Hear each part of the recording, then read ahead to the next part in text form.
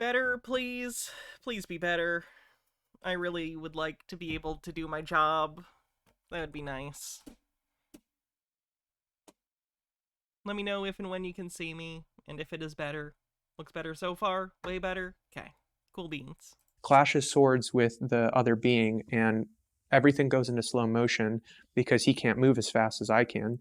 And I disarm him, grab the sword, and then cross both swords in front of me, and then I smile as if to say, like, when you reach this level, there's nothing that can defeat you. And but to still show him love as well.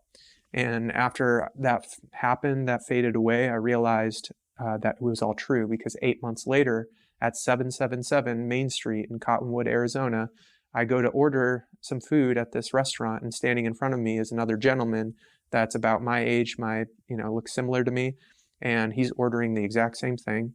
We go to sit down, and he starts to immediately try and trigger me and get a rise out of me, and I'm like, what the heck's going What? on here? But What do you mean he's trying to trigger you? I saw What is he doing? what he was doing, so I just disarmed the situation. I ended up describing the very scene I just described to you to him.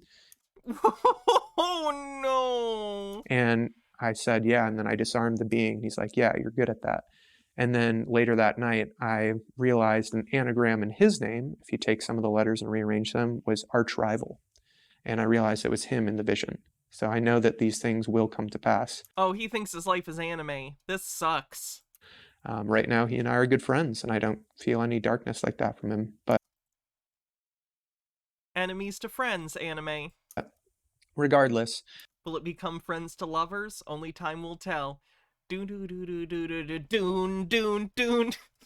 another thing that's interesting to note about the future is that I was shown a vision, and I'll be giving more in-depth details about this soon, but I was shown a vision of massive tsunamis, and that Oh, they this would person be definitely has mental issues. This is the Super Soldier Talk channel. This is one I've talked about before. It's like the apex example of people with mental illness that in the past would have people constantly telling them that, like, hey, the thing you're thinking, like, you need to get help for it. Maybe not as kind of words.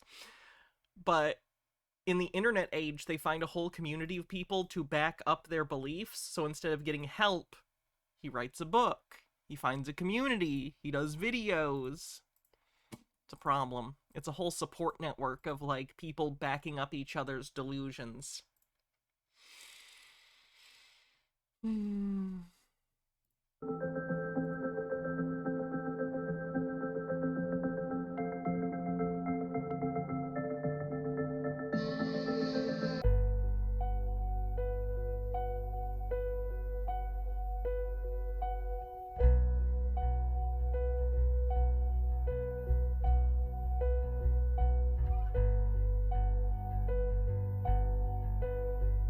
Yes, that headline did say Jag executed Oprah. That's from a QAnon quote-unquote news website. Yeah. Oh, and every page you go to, I already exited out of it, of course, but if you refresh this page... Am I gonna have to refresh it again? There it is! I didn't have to refresh it a second time. We at Real Raw News thank our supporters for their continued support as we fight to keep free speech alive and well in 2024. Your donations help ensure our site authors' survival in these perilous times. So this website that's entirely writing fan fiction for QAnon people, every page you go to asks for money.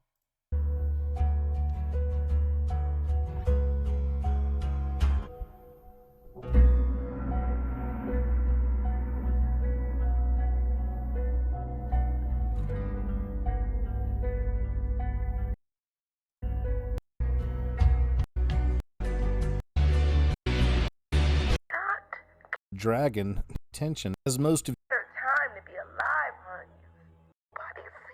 times from the in fat. Hey guys, it's KJ from the scariest movie ever. As most of you already know, we're living in fascinating, amazing, incredible times. Diogenes42, thanks for following. We're living in the end days, end times from the Bible, and all evil, all darkness, everything's being revealed. Also in these days, we're seeing an explosion in the language of symbols and symbolism. Finding interesting connect. There's not an explosion in the language of symbolism. You're seeing symbols everywhere. Because that's a part of conspiratorial thinking, and paranoia is seeing patterns where they don't exist. That may not have been so obvious to us before. In these days, if you've got your spiritual eyes on and you're watching and paying attention, you'll see these things. One example you may not know, but we're actually in the year of the dragon in 2024, and next year's the year of the serpent. So here in the year of the dragon, we also have a news story that comes out where they've found a Chinese dragon fossil. I never bought that. I see this world closer to a biblical timeline than Earth being here 500 million years. Yes, Marcus Drake. Let me double check real quick. I'm sure you do, but let me check and gift that sub.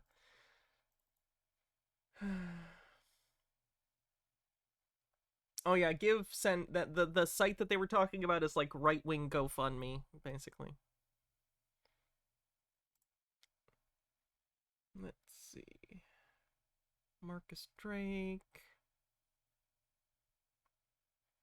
Yep, there's one. Delete it.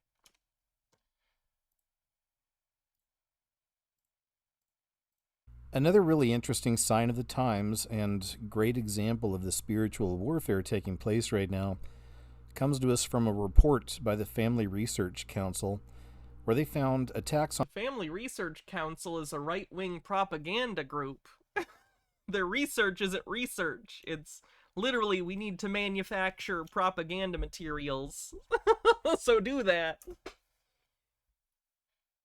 On churches in the United States have surged by nearly 800% in less than 6 years. The report indicates that hostility against U.S. churches is not only on the rise, but accelerating quickly. By category, 315 attacks in 2023 were vandalism, 75 were arson attacks or attempted arson, 10 were gun-related, and 20 were bomb threats, and then 37 fell in the other category. 17 incidents fell into multiple categories according to the report. The report also highlights several standout cases, including incidents of transgender violence against churches. Transgender violence against churches. The most shocking incident was the March 27th bang bang at Nashville Covenant School. It's been incredibly frustrating to me the few times there have been trans mass shooters, them acting as though that is notable, when 99.99999% of mass shooters are cis men. Like, I'm not saying cis men need to take the rap for that either. I'm just saying, like, you're trying to categorically single out a group of people for this when it's not the group that does this most of the time.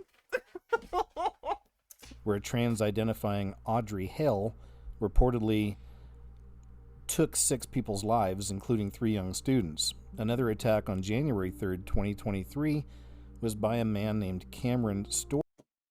I don't want to do the trans thing. Can you stop? That'd be great. I'm gonna move on to another video. First Hand Tuna, thanks for subscribing with Prime. Appreciate it. Hey guys. Today, Diogenes, thanks for subscribing with Prime. we got a video that I've been wanting to make for a long time now, but never really got around to doing it. I should bring that up for those who don't know. If you have Amazon Prime and link it with your Twitch account, you can subscribe to me for free.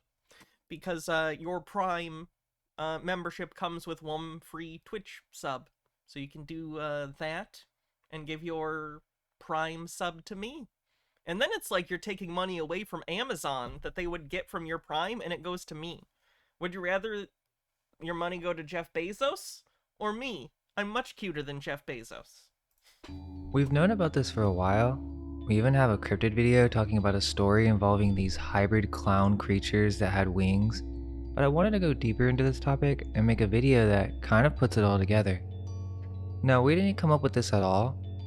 I first learned about it through the Conspiracy RS channel, but I later found another channel called Understanding Conspiracy, and I believe he's the one who came up with this theory. It's very interesting as it kind of reveals the clown world that we're living in today. It's all right in our faces. Clown World is a Nazi dog whistle. Even with the celebrities and music that most of the youth listen to nowadays. The youth? It's Most of the music the youths listen to. cool to dress up as a clown. Is it? I don't know if it is. And it's as if it's a fashion thing now. But where did this all come from, and what is the origin of the modern day clown? Shout out to Understanding Conspiracy. Go check out his videos as he breaks this down in great detail. I'm sure many of you guys will like his stuff. So with that, let's get started. What is a clown?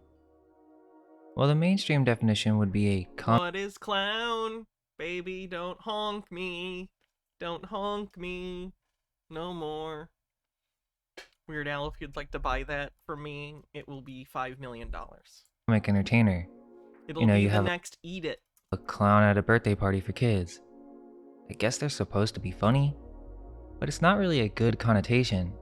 That's why when someone is a joke or not to be taken seriously, we insult them by saying, "What a clown." Right, because they're funny. That's against what you just said. Right, you're mocking them. Bozo? Bozo would be another good example of this. The implication is you are so ridiculous that you are worthy of laughing at, like a clown. Like Bozo, the clown. So a clown isn't something you really want to strive for, as it's typically associated with being laughed at or humiliated. Unless you would like to be laughed at. Like, there are situations where it is ideal to be laughed at. Like, in this show, being laughed at is a goal some of the time. Like, that's a thing. Like, sometimes you do want to be making jokes. Like, that's a thing. Humiliated, a jester, or a fool, someone to be made a mockery of. But then why would anyone want to dress up as a clown? I mean, I get it, sure, for Halloween or maybe for just a party. Does he not know birthday wanna dress up as clowns different things. predate horror clowns? I think it's a broader issue of having sort of a myopic worldview, wherein they're unable to understand that the current connotations of clownery is not what it used to be. Like, if you and I think about clowns, there are a lot of media and cultural connotations that connect that to scary things, horror things, cringe, uncomfortable things, but that's because of media and experiences that we have. Those didn't exist in the past, so people wouldn't have made those connotations and immediately thought of clowns as creepy outside of a potential uncanny valley thing that some people just have, you know? So I think it's a problem of not being able to see outside of one's own worldview to understand how things have been perceived in the past and that they are different than how people perceive things now. Things are fun. But I think it's much more than that, even ignoring that Halloween is a pagan holiday for contacting spirits. What isn't a pagan holiday? But I think there's much more to this clown archetype than just dressing All the best holidays are the pagan ones. up in a comedic and exaggerated way. Clowns are associated with emphasized vulnerability, a supposed way for them to connect better with the audience. But this also connects Do you mean, like, when you say vulnerability, do you mean expressiveness? Because it feels like you maybe mean expressiveness. with clown fetishes and heightened sexuality.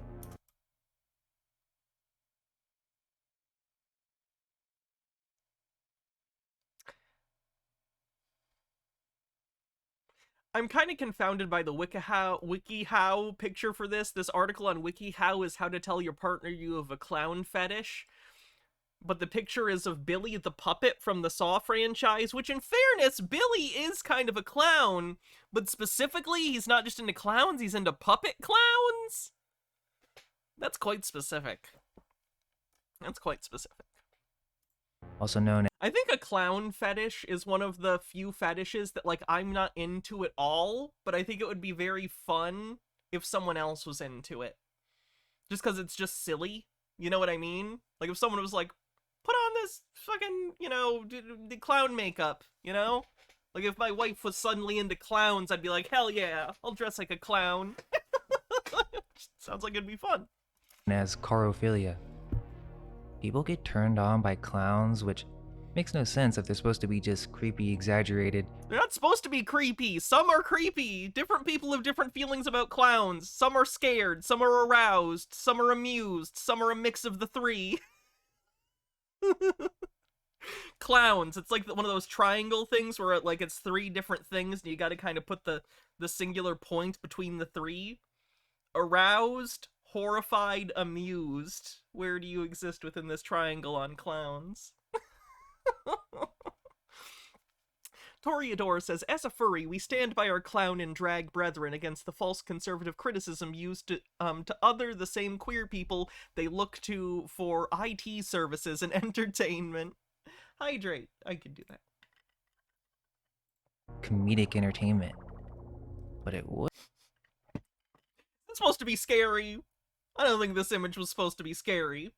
make sense if it's part of some type of negative influence. Are How do mime orgasms work? Quietly? clowns benevolent or demonic? And this isn't to be all Christian either and be like, oh, stay away from that because it's demonic. It No. is. You're doing the thing. You're lampshading the fact that you're doing the thing. Not at all. It's literally just asking the question, what are clowns? They're just silly. It's silliness. It's a silly character. The videos that I've seen on this topic come from that angle, and I thought it'd be interesting to try a different approach, looking at it from an esoteric point of view, questioning what they are and where do they come from. Are they connected with the metaphysical? Because it seems that it's not just comedy. They're associated with some very dark stuff. Just think of Pennywise. This is deeply ingrained in our culture. Deeply ingrained. This was written in the 80s. When do you think it was written? Deeply ingrained in our culture. 40 years ago? It is not some ancient fucking folklore. It was written in the 80s. God damn it. Clowns, for some reason, are traumatizing and horrifying to our psyches, which explains why people have clown phobias. But it gets deeper, because it's insane to see how much this concept can be found in the media, our culture, and now people dress up as clowns because it's the newest trend. But they may not fully realize the origins of this Western idea of a clown, and the potential for these beings to be a way to open oneself to demonic possession. The origins of the modern-day clown of the West is a strange history. We can start with the harlequin, but this is not necessarily a clown just yet.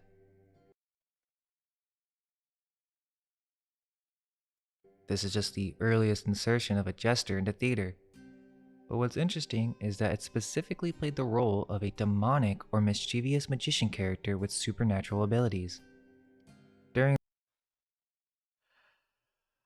the Renaissance period, the harlequin character began to evolve, marking a significant departure from the traditional jesters and fools that had populated European courts and festivals for centuries.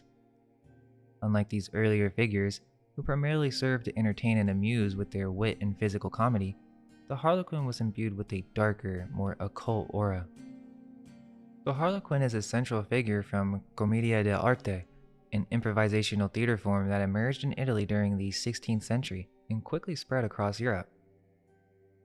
Characterized by his vibrant, psychedelic patchwork costume of diamond-shaped patterns in his mask, the harlequin is instantly recognizable for his physical agility and acrobatic skills. Historically, this character served as a comic servant, known for his cunning and cleverness, using wit and mischief to outsmart his masters and pursue his romantic interest, typically the character Columbine. Distinct from traditional jesters and clowns of earlier periods, the harlequin brought a new dimension to the stage, combining elements of drama, comedy, and a touch of the mysterious. Harlequin was even initiated by a fairy, making it clear that there's a bridge between the worlds of visible theater and hidden occult forces. In the play, Harlequin's Student, or The Fall of the Pantomime, with the restoration of the drama, published 1741, in the last section, Mercury curses Harlequin and his friends, saying, "Down, down to hell from hence you rose," which would hint that the origin of Harlequin is demonic, something that was once well known but has now been forgotten. Commedia dell'arte was a type of theater from Italy that started in the 1500s and lasted until the 1700s. It was primarily directed to the elite circles of society, from outdoor stages to the grand halls of nobility. This tradition marked a revival of theatrical arts in Europe after a period of suppression by the Church, which had deemed such public entertainment morally questionable during the decline of Rome. These troupes, known for their impromptu I performances, assume we're supposed to agree with him on that. We're supposed to be like, yeah, that was a good thing. Good for them banning the arts. subtly reintroduced secular theater to a society starved for entertainment, integrating through their acts elements of comedy that traced back to ancient Greek plays. Yet, beneath the surface of humor and improvisation, Commedia dell'arte carried undertones of the occult, catering to an audience that found delight in the more esoteric aspects of its performances. The actors behind their iconic Venetian mask tapped into a repertoire of characters and themes that often skirted the edge of societal norms, infusing their acts with a sense of mystery and forbidden knowledge that appealed to the taste of the elites.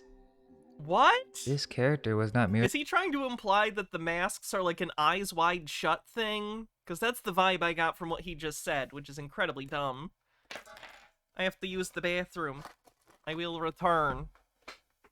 Cher will tell you about the film Predestination, based on the short story All You Zombies. Cher does this because it's what Cher does.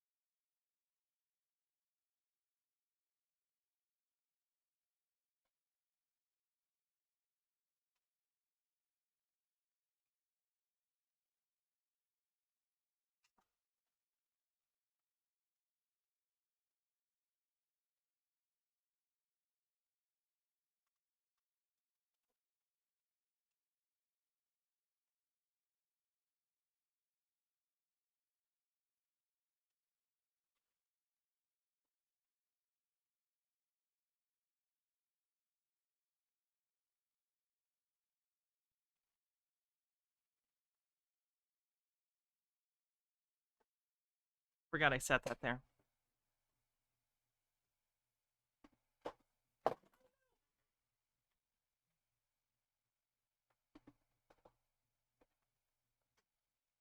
I forgot to show you guys what I found at Target. It's this. It's this vest. It's a tinfoil vest. Feel like I'm in a Backstreet Boys video.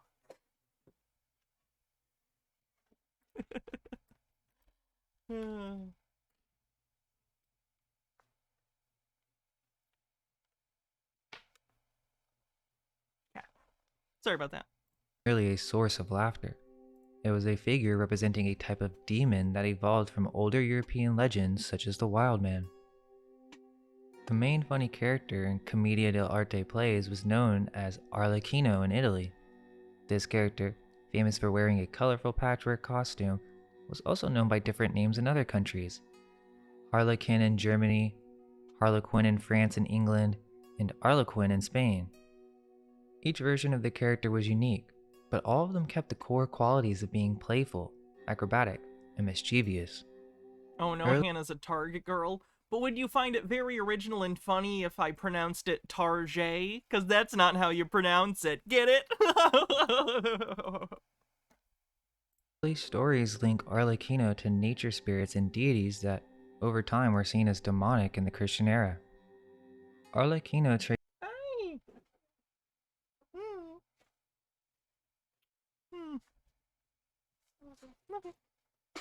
traces back to the legends of the Wild Man, a figure often shown as a giant carrying a club, a symbol of untamed nature and power.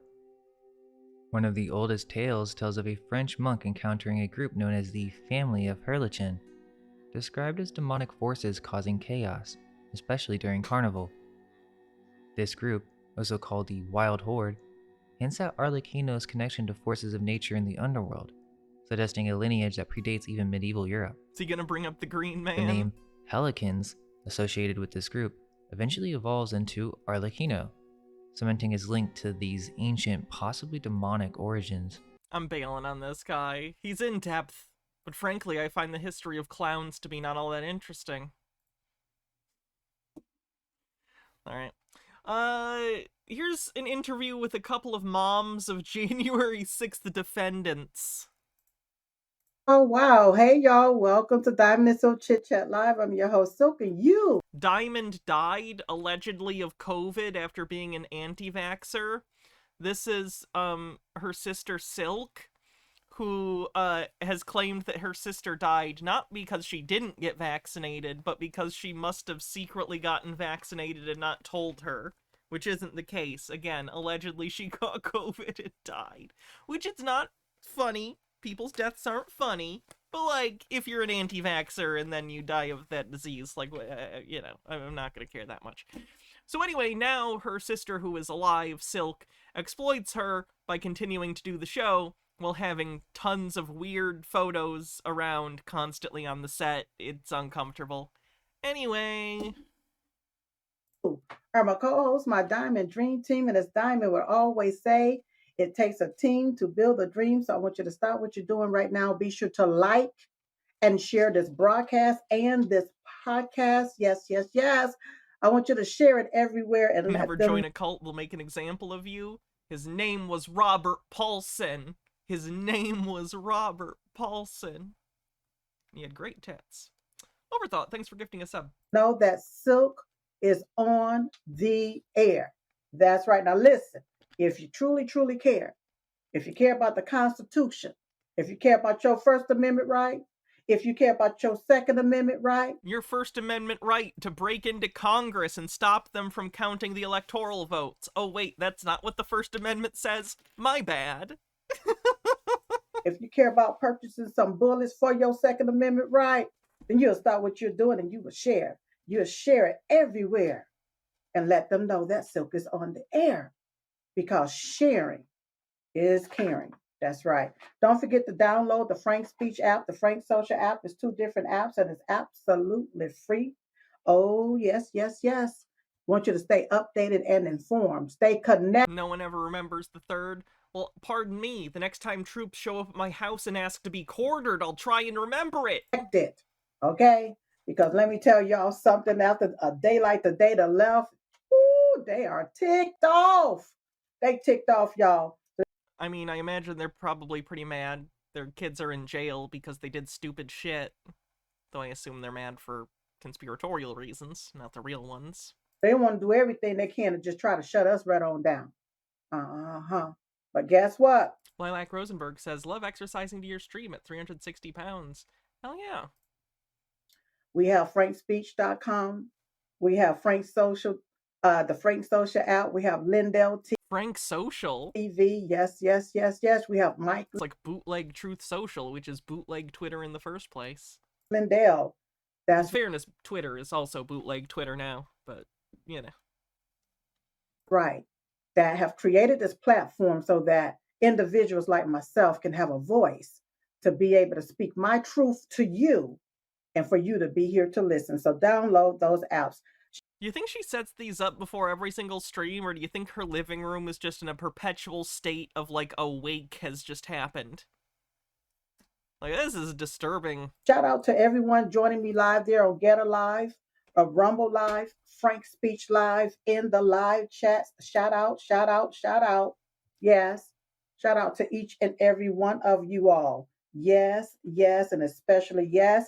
Shout out to Lindell TV, to RSBN Network, to CTA TV, to Stripes TV, to Blessed News Network, to Eagle News Network, and all of the other different networks that's carrying the Diamond and Silk Chit Chat Live show on your platform. Thank you so, so very much. I truly, truly do appreciate it. Listen, you all, the show is sponsored by MyPillow.com. We know! That's MyPillow.com. where you can get the My Pillow 2.0, the My Mattress Toppers 2.0, the sheets, the slippers, the towels, the loungewear, and so much more. It's Diamond's old room, so it was available. That's probably true. Oh, that's fucked up. I didn't realize that. Oh, They're at that makes me uncomfortable. mypillow.com. Use promo code Diamond or promo code Trump1 because he won it. Wonder who funds Mike Lindell's website. Mike doesn't have any money. Well, two regular contributors that have their own shows on the website are why am I blanking on their names today? Roger Stone and former chief strategist for Donald Trump's White House, the first one. Why am I blanking suddenly? Bannon, Steve Bannon. Sorry. So they might have some funding in it. I don't know. You know what he wanted. We know that this demonic, imbecilic bastard named Jim Crow Joe Biden didn't get no 81 million votes. The recounts seem to disagree. I already know that. Okay. They know it, and by know, she means feel. They feel it deeply, and if they feel it, it must be true because they're the main characters of reality, and they can't be wrong, so QED. They can play y'all, but they ain't gonna be able to play me. Huh? Yeah, because you don't get that staying stuck in your basement somewhere. You just don't do that. So use promo code Diamond or promo code Trump. They're using her dead sister's name as the promo code for the pillow discount. When I die, please don't use my name as a discount code for pillows. Better be a discount code for Blu-rays or something, obviously. One.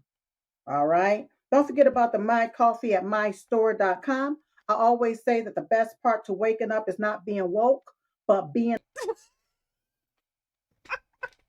awake with my coffee. What do you think woke is short for? Coffee. So don't be hasty. Go on over there and get you something tasty right there at mystore.com. Use promo code Diamond or promo code Trump1. Is this just a half an hour in? That's the thing about Frank's speech, is it entirely exists as the main arm of the My Pillow, like, advertising wing. Like, these shows only exist to promote My Pillow shit. It's hilarious. Whatever fits you as you're typing away or as you're calling in your order. That's right. Cat makes a cameo on the bingo card. All right, you all. The show is also sponsored by drstellamd.com. That's drstellamd.com. If you are in need of ivermectin, hydroxychloroquine. Oh no! Is that legal to say? Can you legally say this? Or potassium. Shilling on the bingo card? Yes, shilling. Iodine, then visit drstellamd.com. Use promo code. They're taking the horse meds again. Diamond to receive a discount. Now, you all, I'm hearing so many different people now. All of a sudden, they have their emergency kits and different kits, and they're talking about the wellness and how many sponsors does she have? Too many. And being prepared.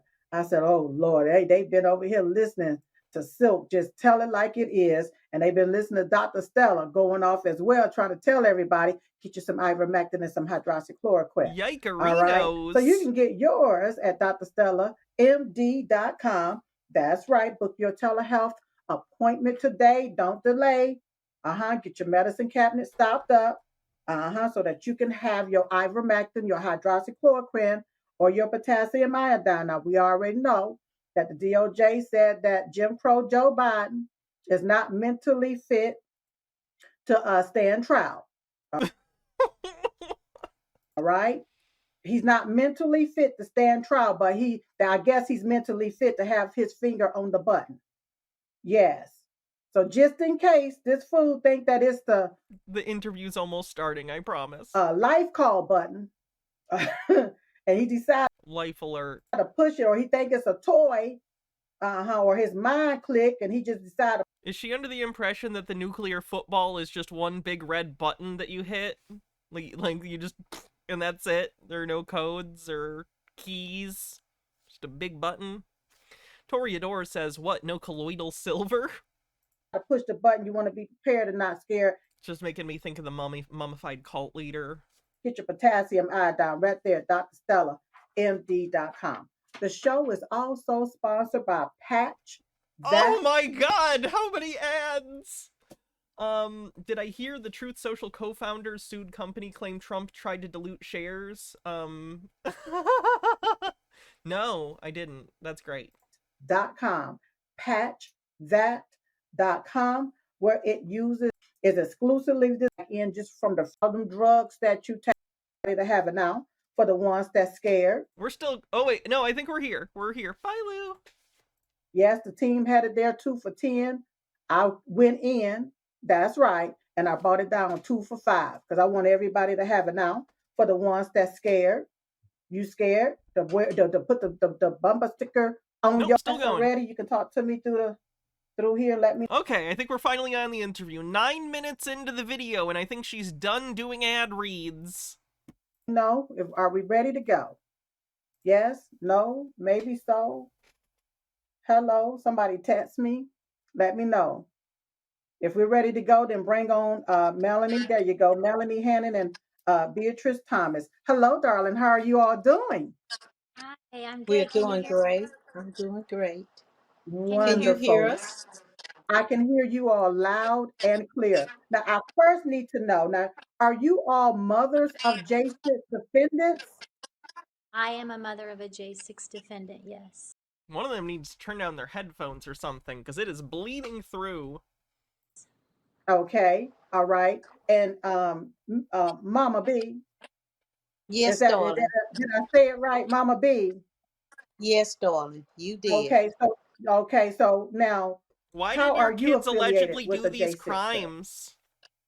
Well, Question what number it 1. is, when I met her, she came to me and it was some problems that she had also. And I No referred her Raid to, Shadow Legends ad. I will have all of you know that I have been offered multiple times Raid Shadow Legends sponsorships, and I would never subject you to that. I will be destitute and dying, and I still will not shill that fucking game to you people. our representative of Northwest Florida, Gotcha. Northeast and Northwest Florida. And that's how I came involved with it. All right, all right. So, Melanie, I want you to tell us What about BetterHelp? I don't even know what that is. what's going on, and we'll talk about Senator Rick Scott's event if you all was able to make it there. But what's going on with? I'm assuming you're You can tune that ad out and it's easy coin. Nah, because the amount of money you get is dependent on how many people actually sign up with your code. So it would actually require some of you to be pulled into an exploitative ecosystem designed to basically use gambling, addiction, mental tools to trick you into giving a bunch of money to an app.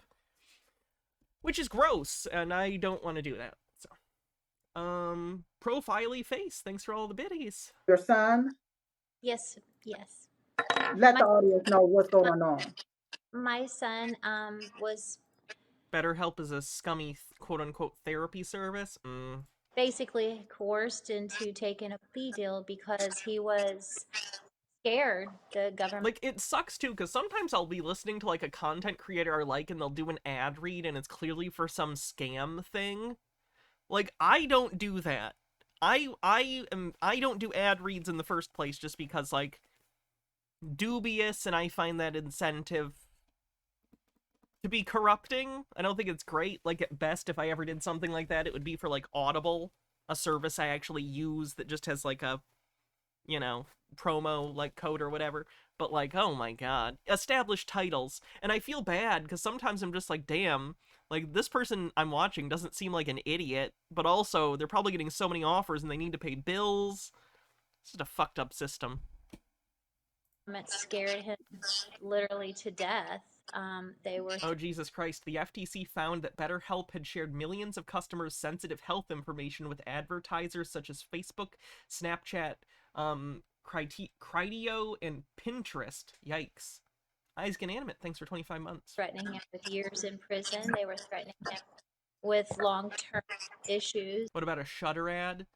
That would be fine. It would, like for instance, this would never happen, but let's say hypothetically Arrow Video was like, here, do an ad, sure, but that would be something that I already like and actually can talk about. I'm not doing cynical things that are manipulative.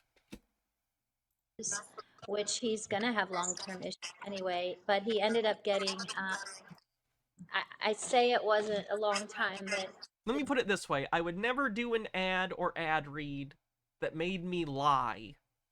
I'm fine being kind of like, yep, I'm being paid to do this, but I like it, so maybe check it out, but I would never lie, you know? it was long I'm not gonna be asked anyway, so it's not a big deal. enough. He ended up getting 75 days in the Bureau of Prisons, and he was in solitary over half of his time there. And they used COVID as a reason to keep him in solitary for, that with all that going on at the time. But he also he's lost his First Amendment, his Second Amendment, he's lost his Eighth Amendment. His Second Amendment, you want him to have a gun in prison? He's in jail awaiting trial. Eighth is cruel and unusual punishment, which I'm not a fan of solitary confinement in general, but like, apparently our system seems to think it's fine, and he's not special compared to other prisoners, so that's a broader issue you need to tackle, not just about him. And now he is on probation until 2025 with a gag order, and it's impossible for him to really do. Gotcha, so he was already found guilty or pleaded out, and these agreements, either the sentence or the agreement he made includes a gag order till 2025, which, okay, and he can't have a gun, I'm assuming because of a felony. You can't generally own firearms if you're a felon. Probably shouldn't have done a felony then. Do a lot of things. I mean, he's a good man, he's a good father, he's a father of 5, and wow, he's busting fat loads, okay? And, like, what the fuck does that have to do with anything? He has 5 children, alright. Is he parenting them better than you parented him? I'm guessing not. It puts a damper on, so I myself am a The punishment for the attempted sedition, it's kind of a bummer, right? It's bringing us down. The vibes are not immaculate. mother, Cool. his mother, and now I feel like I'm a mother to many of the J6ers. I'm an advocate for them, a family member, and now I have friends. I have some beautiful friends now, and I will stand up for the voiceless because they are voiceless. We have people. If they're voiceless, why do I keep hearing about them? I hear about this shit constantly in the circles I'm in because, of course, I look at this stuff. Their messages are out there. Most people just don't give a shit because they did a clearly wrong thing. Sitting in prison cells right. Like, he's not being silenced. Plenty of people are speaking. Most people just don't care. You're literally on a show on the internet right now. Right now, as we speak, who aren't getting proper nutrition, who are being abused, they're being beaten, and it's absolutely inhumane to even imagine in our country, our beautiful country, that we are going through this. It is. I'm sure she was very concerned about America's prison system prior to her son being in it, by the way. I'm sure this is not an entirely self-interested sham. Gamer G says Trump apparently lost his Fifth Amendment too, because he can never shut up. He keeps incriminating himself in public. Spongy Lord says some of the voiceless had megaphones and were using them to shout, "Kill Mike Pence." They were indeed. I remember that. It's not fair. So tonight on your show, I am asking Congress to please. You're asking Congress as a whole? No. Give us immediate action for an oversight committee for our January 6ers. We are literally they are in immediate danger. They were pulled from their homes. They were, basically, it's kidnapping. They were arrested. They were arrested for their crimes. Your son's, I don't think I have to say alleged anymore because he was sentenced. So his crimes. Stone Corbell says, jail sucks. What do you want to bet this lady was like, why are people complaining about our incarceration rates? They should have just not done this crime before this. Oh, I'm sure.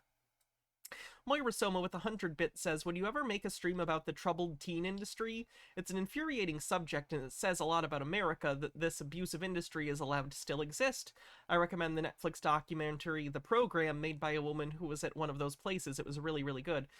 I haven't looked into it. The last time I looked into anything like this was Kidnapped for Christ, which was a documentary about a similar thing over a decade ago.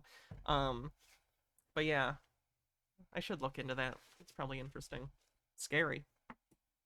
Were kidnapped from their homes, their families, in front of their wives, their children, their mothers, their loved ones. This is absolutely the worst thing that could happen to an American citizen. You think the worst thing that can happen to an American citizen is being arrested for breaking into Congress? You have not had a difficult life. Veterans are He got probation. Like, he got probation for breaking into Congress. And you're like, this is the worst thing that's ever happened to anyone. He literally can't own a gun. Veterans. I mean, we have the most veterans here in the state of Florida that have been taken out of their homes. Wow. And put in. So you're saying that in the state of Florida, the most defendants and criminals from January 6th that were veterans. Sounds like Florida sucks. These prison cells, there has been no due process. But don't you get it? They're veterans. You're not allowed to ever punish them for anything after that. For many of them. What was your son? What was he charged with? What did he plead? Take the plea for? There was many things, and one of the things was that you're complaining about a plea deal he took voluntarily. He didn't. He for I guess going into the Capitol. For I guess. What's the specific charge? Obstruction of Congress, pretty much all the same things everyone else has gotten. But my son, man, it's almost like they were there committing more or less the same crimes. Was pulled by his forearm into the Capitol. He was pulled in there, guys. He couldn't leave.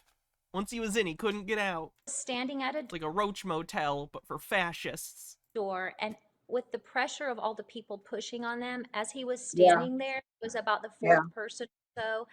Once the doors magnetically opened, my fucking magnets, how do they work? Child was pulled in by a guy inside the door, unseen by the people outside.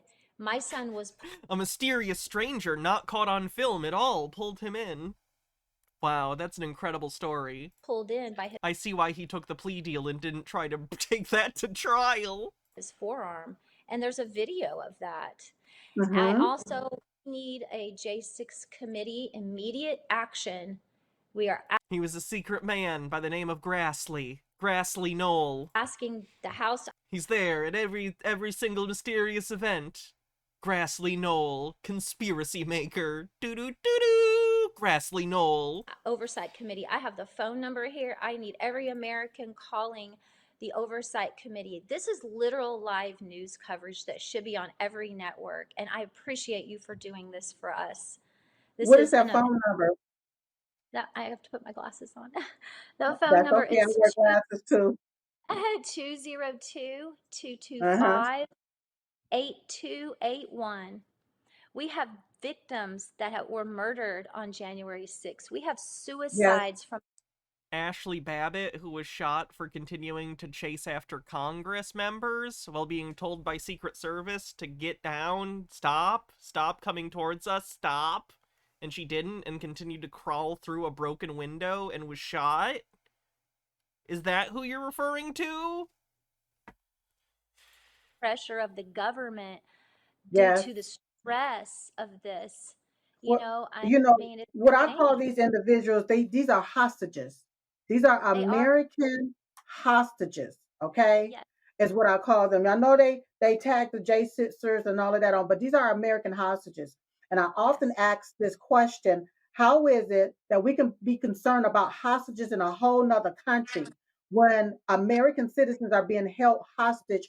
Sure, because they're not being held hostage. They're in jail awaiting trial or prison for their crimes. That's it. With no due process right here in our own country, right? They are going through due process. What are you talking about? They're in the legal system within which due process is meant to take place. Here in America, okay? Exactly. And then they want to take and talk about these individuals going into the Capitol trespassing Thanks for the 5-stream streak, NB Vixen. into the people's house. See, the Capitol is supposed to be the people's house. We the one paid. Again, the people versus person. The people is the public at large. You, as a member of the public at large, are not the people. You are a person. There is no individuals within the people. The people is the body politic at large. The people is not you, the person. Sovereign citizen flashbacks. That bill. All right? We pay for it. The taxpayers pay the bill. All right? That's the people house. So you want to say they trespassing at Correct. the people house while we have illegal aliens trespassing in America every day? That's the weirdest whataboutism. If you get caught for entering the country illegally or without documentation, you are indeed punished for that or deported. Yep. And the people you are trying to defend were actively trying to not have democracy happen. So you are defending bad people by trying to be like, what about immigration that I don't agree with? Irrelevant. What are you talking about? And they're being given free food, iPhones, IDs, plane rides everywhere, and they slaughtering American citizens, but American citizens who actually took and utilized their First Amendment right. Ah, yes, famous, the First Amendment right to obstruct Congress. By protesting a rigged and fraudulent election. It wasn't, though. It's not that. All right? And for a lot of people, wasn't even at the Capitol. A lot of people weren't even there at the Capitol because of the election, and they're still in the midst of this right here. All right? So these people are being held hostage. That is correct. Yes. And let me tell you, we're tired, but we're not tired enough to give up our country. We've only got 9 months to save this place.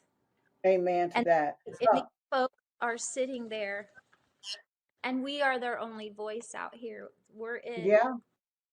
We're it. We're all they have. That's the reason why I utilize this platform, to allow individuals to have a voice, because I don't see this here on the mainstream media. They don't even want to talk about it, okay, unless it's something bad. I don't care if it's left wing, right wing, or in between, okay? Except you do. You care do, who though. they are. The truth is the truth. I find that interesting. I see a lot of right-wing people try and do faux, you should care about our thing. Seen that? What's that about? Trying to make other people seem unreasonable? Mama B, I need to know, what's your thoughts about all of this? Well, number one thing is it was a big distraction with America. As we know, President Trump had told everyone to go in peace. I had a couple of my bikers there. They was there at the Capitol, and they didn't know what was going on the other side, but I was talking to them and telling them that trouble was arising of what they showed on TV to us. But I also realized one thing: it was a setup. And it was really sad. It was really sad to put and blame it on President Trump. This was another distraction, America. It was another distraction to throw us off. Number one thing is that God knows the truth, and He's going to reveal, regardless to how they hype it up. Regardless. Sorry, I just find it interesting. We're not even in a discussion of facts anymore. We're in a I mean, it was all like lies, but like we're not in a discussion about events as much as like we're conspiratorially orbiting the topic of discussion and just opining emotionally about your beliefs about this. To how much it is programmed in the people's mind of hate, because some people's already Like, it's just statements. It's declarative statements without supporting anything. what they wanted to do. It was the biggest setup in history. It's excuses. That's what I'm trying to get across. It's all excuses. Instead of addressing the issue, it's excuses. Like, this is why this happened. It's a diversion. It's a setup. It's a lie. It's everything to avoid the actual discussion of the reality of the situation. Mm-hmm. Yeah. And when they made sure that our president Mm-hmm. take the fall for it, and then that's when they started just snatching people's up like left and right. People didn't have Right. anything to even do with it, but to make a point about it, it was a stress and disaster to handcuff America. And now Amen to you that. have young people that is behind bars. Like lost cause fetishism? Yes, a blame spiral. It's like a blame spiral. They get so intensely focused on this thing that is devastating to their worldview and incriminating. And so they have to, whenever the topic comes up, completely orbit around it and just start making excuses why, no, your entire framing of the issue is wrong. Let's not even talk about January 6th. That was all a setup. Anything to address the actual reality. Because the reality is devastating to their case. I have to urinate again. I'm so sorry. I've had to pee a lot today. While I pee, the chair will talk to you about...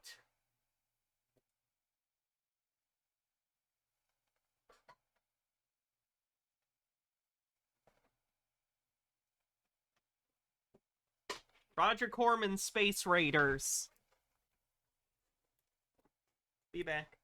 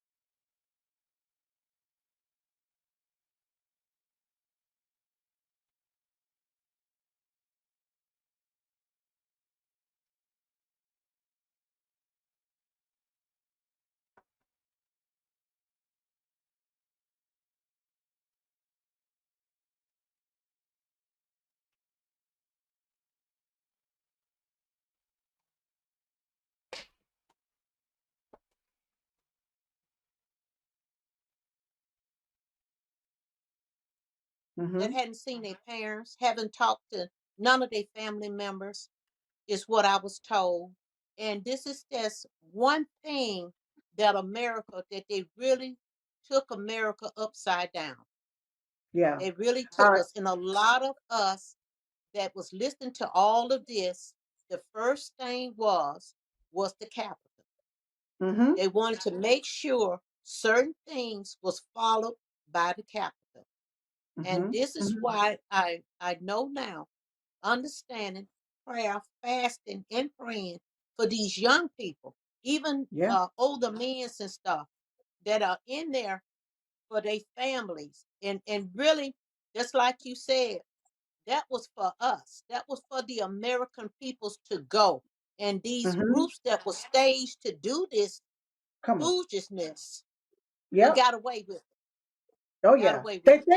They think they got away with it. But like I say, you may not pay what you owe, but you're gonna reap what you sow. Okay. Yes, ma'am. These individuals Exactly. this is called entrapment.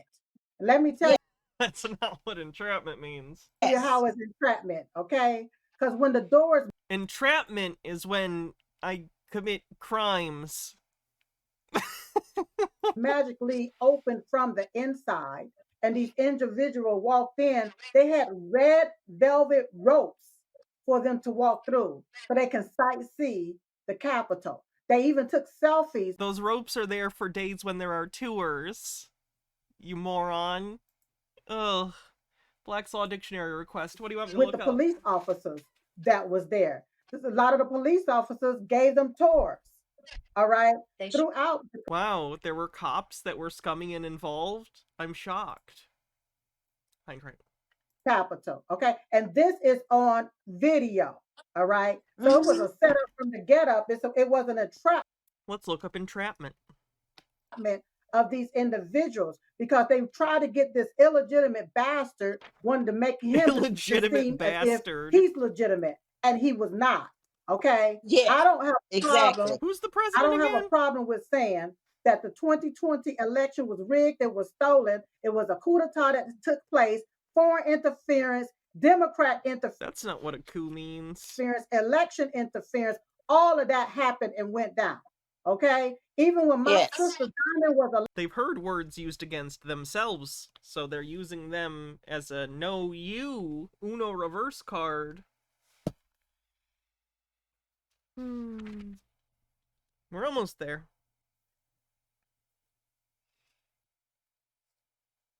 Entrapment. The act of officers or agents of the government in inducing a person to commit a crime not contemplated by him for the purpose of instituting a criminal prosecution against him.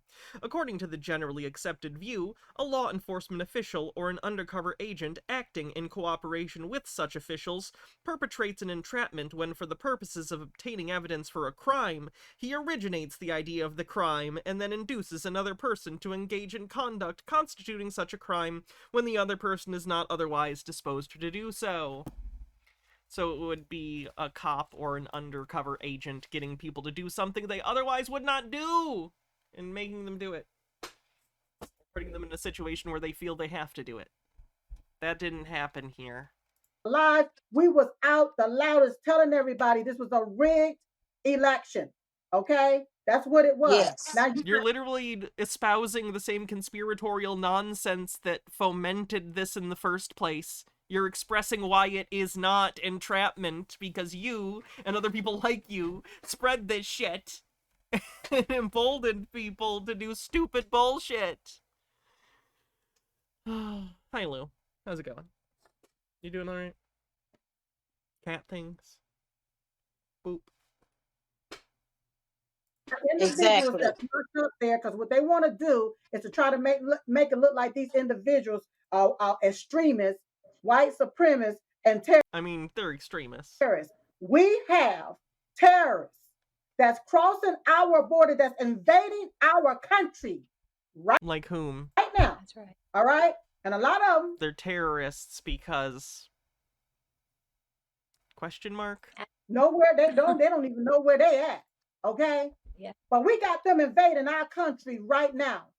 Okay? Yes. And everybody's just sitting by saying kumbaya while you got American citizens locked up talking about days. Yes, ma'am.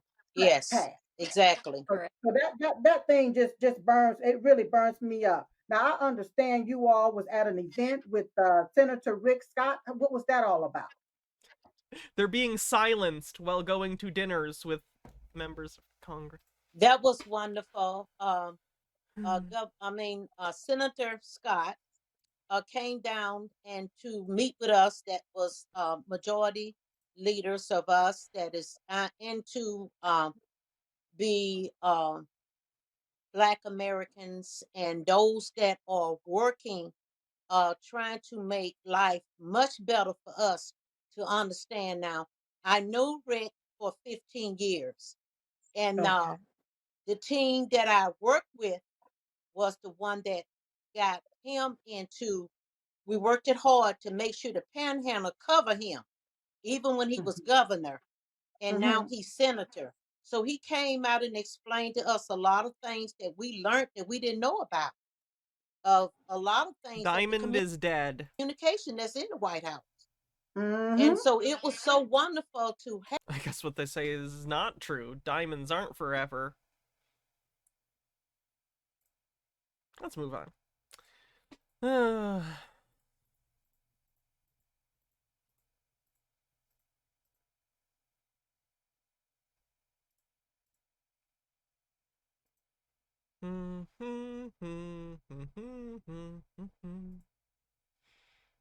Angry, ominous, in the dark, flat earther? Okay.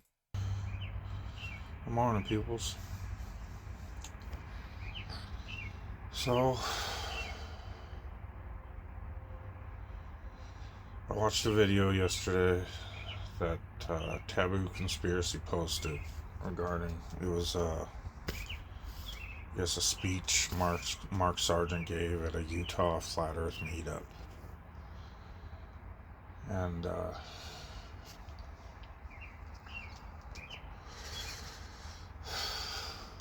I mean, he had to know when he posted it, the backlash it was gonna bring, you know?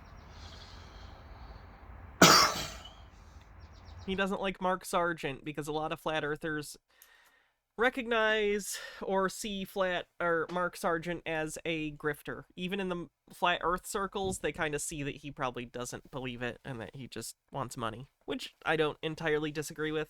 We've had that discussion before.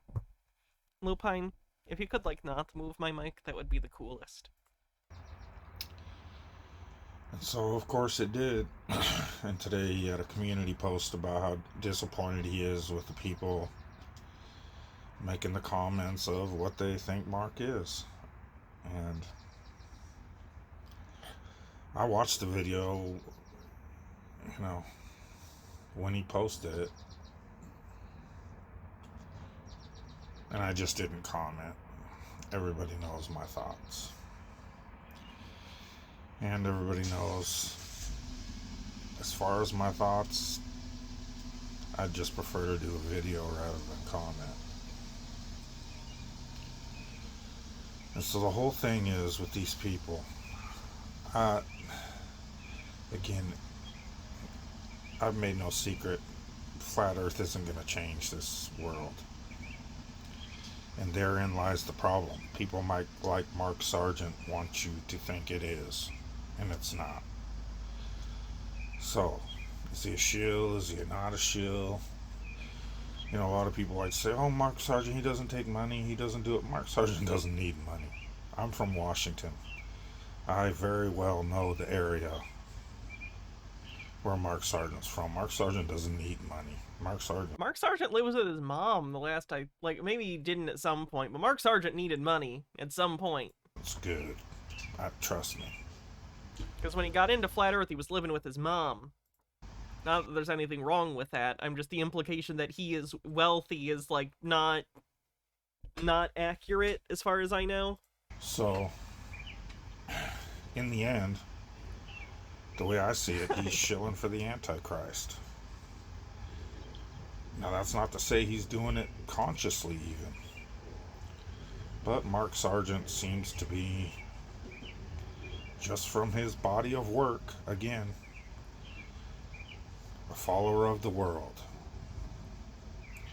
He and his... She likes to lay on the keyboard. I don't know if she likes the clickiness or what, but... You can't lay on the keyboard! Cohorts seem to think they can play the same games, do the same things. Okay. Chair time! Chair time!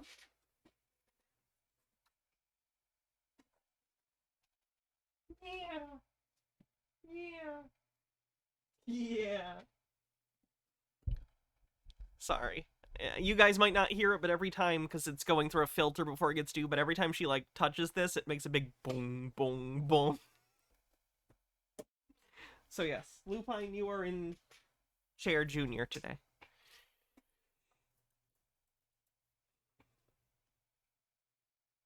Elite have trained us to do all our lives and change the world. Doesn't work that way. So that's why I have stopped promoting, stopped following these people.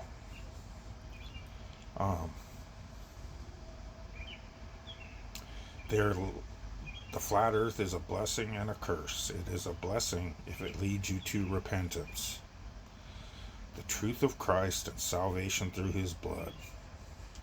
Otherwise, blood. It's worthless.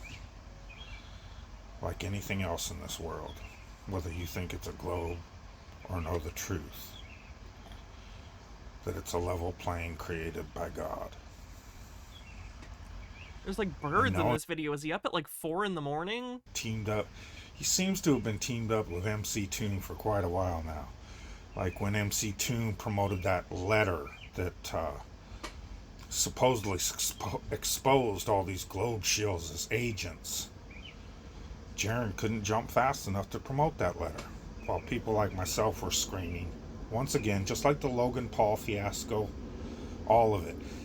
If nothing else, if people can't see the absolute, once again... He's talking about the fact that at some point Flat Earthers got pranked by a skeptic debunking channel that like debunked Flat Earthers, who for a second intentionally was like on stream flipping through their tabs and intentionally made up like a fake email from NASA that's like, here's your schedule for the upcoming, you know, gaslighting to make everyone think the world is round stuff, so that Flat Earthers would pause and see it and be like, see, we found an email in your video. It was a prank. It was like this is so obviously fake, like you'd be like out of your mind to think this was real. And the first letter of like each line or sentence or something spelled out like you're pranked or like something. That's what he was referring to. What else we got? This is gonna be bad. The following program is...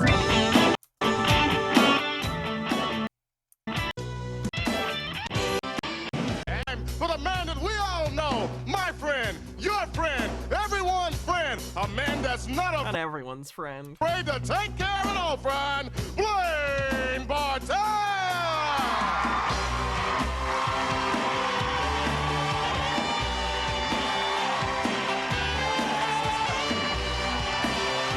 Oh, they're giving you money. Give me money! No, they're pulling something out too. What? What is happening?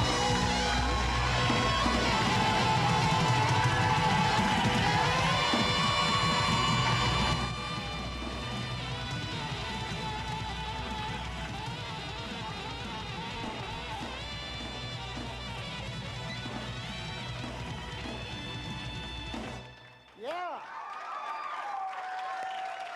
He was giving KFC to people? Okay. Is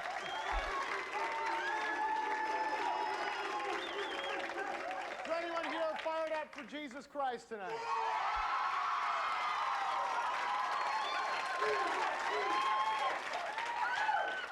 Let's hear it for the Fire by Night Band, you guys. How about it? All right.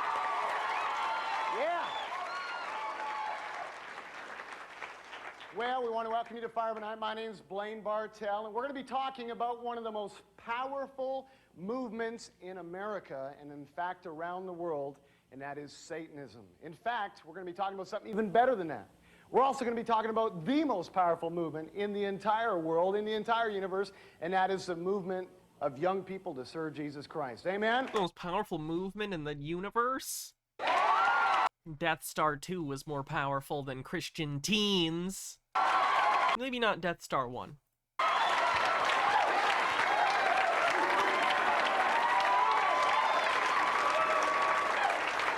Right now, though, we've got something very special we want to do. We want to go into our studio audience. You all look so wonderful today, and we're going to just talk to a few different people here. In fact, if I can get right through here. What we want to do, don't be afraid. We're just going to... Are they going to be like, have any of you been pressured into Satanism by your peers? I want to just find They're out... going to be like, yes, all the time. That's a real thing that happens. What some of you believe about God and about the devil. And first of all, I'm just going to ask you, do you believe that demons actually exist? Yes. How about you right there? You look like someone that probably is intelligent. They're pitching their voice because joke. Theology. Devil worship is very prevalent in America. In fact, I don't know if you know... Is it? I don't think it is. About it, you see the newspapers, human sacrifices going on. There's animal sacrifices, cannibalism, eating human flesh. Do you, sir, do you think that human sacrifices are actually happening in America? Have you heard anything about that? Yeah, I wouldn't have any doubt about that at all. Okay. I got another friend back here. What do you think? You've heard about all the different sacrifices that are happening. What do you think about all this? Yes, I do. I think it's a terrible thing, and someone should do something about it, too. You don't like animal sacrifices, I take it. I feel like if you have to explain the joke like that, don't even make the joke. Like, that was obvious already. But everyone laughed at the explanation? That's frustrating. I hate when people laugh at like the wrong part of the joke. Like, that's terrible. Like, oh my god, if you didn't get it the first time, why is it funny when you have it explained to you? Oh, that's frustrating. That's good. Well, we've got a very special guest, actually a number of them on the program, too many to mention. One of them is Carmen. Carmen's incredibly homophobic.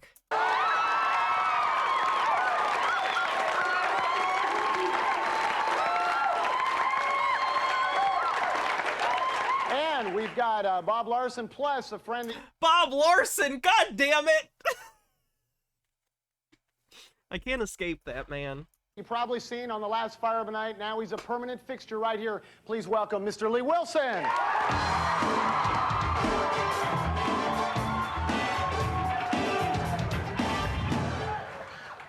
Don't touch me, Lee.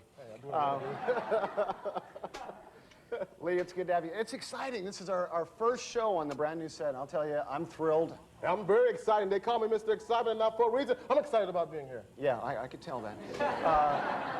Lee, we're talking about... Lennon Cat says, these are the people who don't understand Starship Troopers as satire unless they say it outright. No, these are the people who still refuse to understand Starship Troopers as satire even when it is said outright to them. What, you think we're supposed to hate the alien bugs? Then why are they so ugly then? Checkmate, libs. If Mino's supposed to like humans, why humans sexy and bug gross? Me no get. Satanism, it is real in America. I want to ask you, what do you think about demons? Do you think demons exist in this country? Well, yeah. I mean, yeah, I believe that they're real, but it's not like they're over your shoulder every time you look around, you know? No, it's funny because they is. With the Satanism that's going on, kids killing their parents, committing suicide, sacrifice. Those things aren't related to Satan. People. Do you feel like there's any threat at all to you personally? A threat to me? Yeah. Man, let me tell you something. You guys have to understand something. See, the way I grew up in my home, I mean, the devil was real for a while, but my mom beat the devil out of us, so it's all gone now.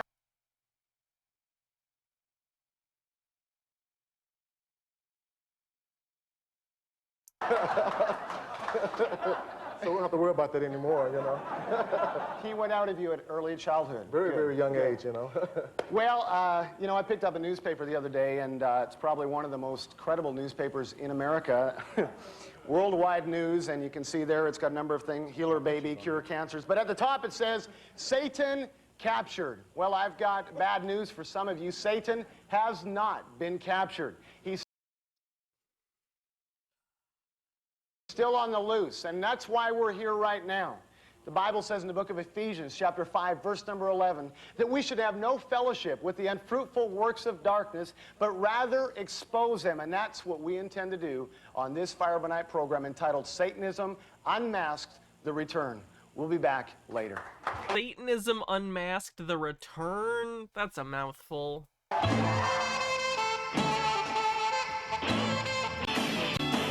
I'm here to offer you... Good morning, boys and girls.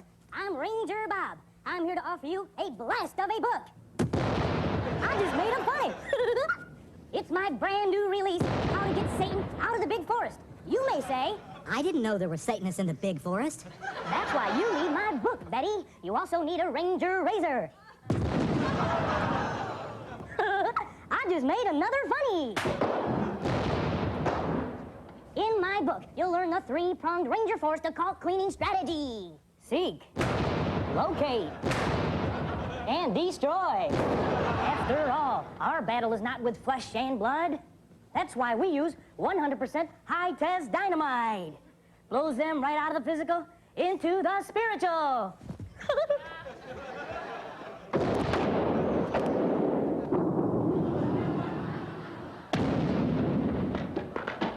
The joke is that he blows things up.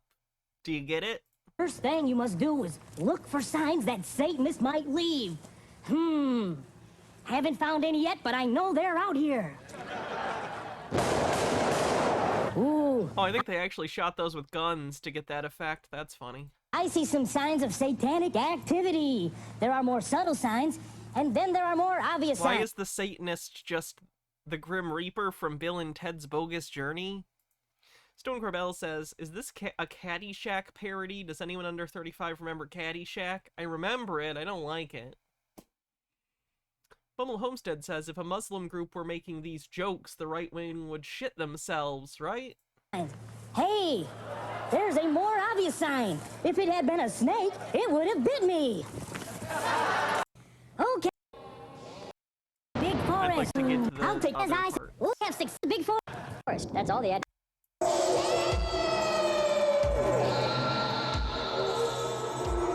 got another guy here going to the Warlock Pinterest tonight. What's your name?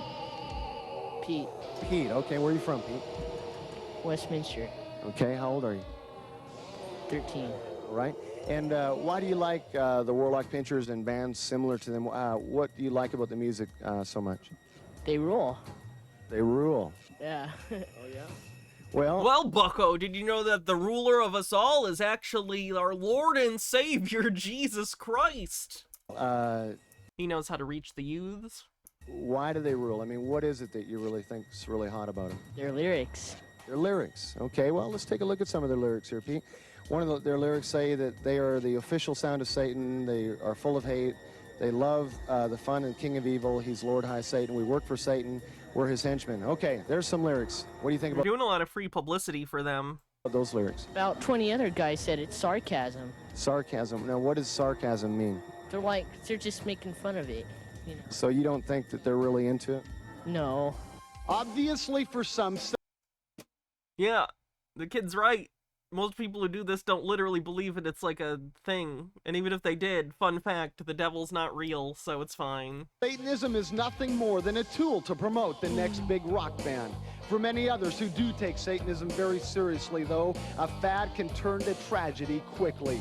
Dateline, Warren, Michigan. 15-year-old Stephanie Dubé was found brutally murdered and dismembered by an unidentified friend who discovered the skinned head of the girl in a refrigerator of a house that was occupied by 15-year-old Augustin Pena and his 21-year-old cousin, Jamie Rodriguez Jr.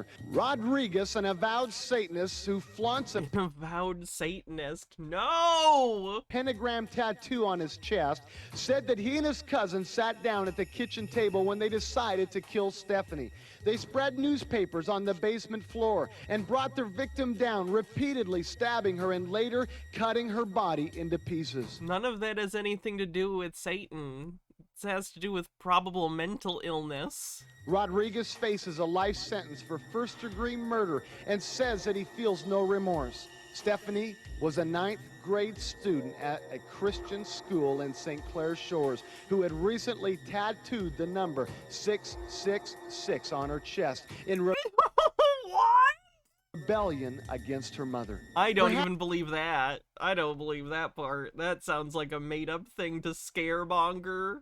Perhaps the most publicized case exposing the growing national crisis of Satan worship is the tragedy of Sean Sellers. Sean's slide into Satanism began with his obsession with the fantasy role-playing game Dungeons and Dragons. Little did he know M. Scheffler with 28 months says, woo! that months later he would be drinking blood in front of his schoolmates as a part of his new pact with Satan to Blood pact.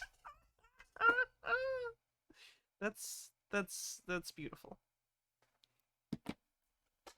renounce God and break all of the 10 Commandments. He succeeded. All of them. especially the adultery ones. On September 8, 1985, he shot a convenience store clerk, Robert Bowers, to death and walked out, taking no money or merchandise, only the life of an innocent man. A few months later, he took the life of both his parents, shooting them in the head with a .44 revolver as they slept. I began to believe that just because they were your family doesn't mean you have to love them. I love my friends. I love them because I choose to. Why should I love them because I have to? Speaking of my family. And so It's fine not to love your parents. To murder people, that's a different thing. I began to not love them. In fact, I told my mother that I didn't love her. And one night, I just snapped. Something happened. And I just got up in the middle of the night and walked into the room. And I shot them both. Yeah, I don't know how they're even trying to connect this one to Satan. The dude's clearly just got fucking issues. What did you do after that? I laughed. I giggled. A hideous giggle. I just sit there and giggle as I watch the blood pour. Oh, holy shit, Nemesaur, thank you for gifting 20 tier 1 subs. From my mother's head. Hell yeah, what a crazy fucking day for gift subs, thank you. M. Scheffler with 100 bits says hype. That probably does kick off a hype train, honestly, I'm not sure. Yeah, 82% to level 4 already. Oof. Mossloth says a friend of mine in high school had to hide his D&D figurines from his pastor stepdad. He thought it was satanic in like 2010. That's pretty out there. I felt relief. I felt this big burden come up off my shoulders like at last I was free. I don't remember too much what happened after that.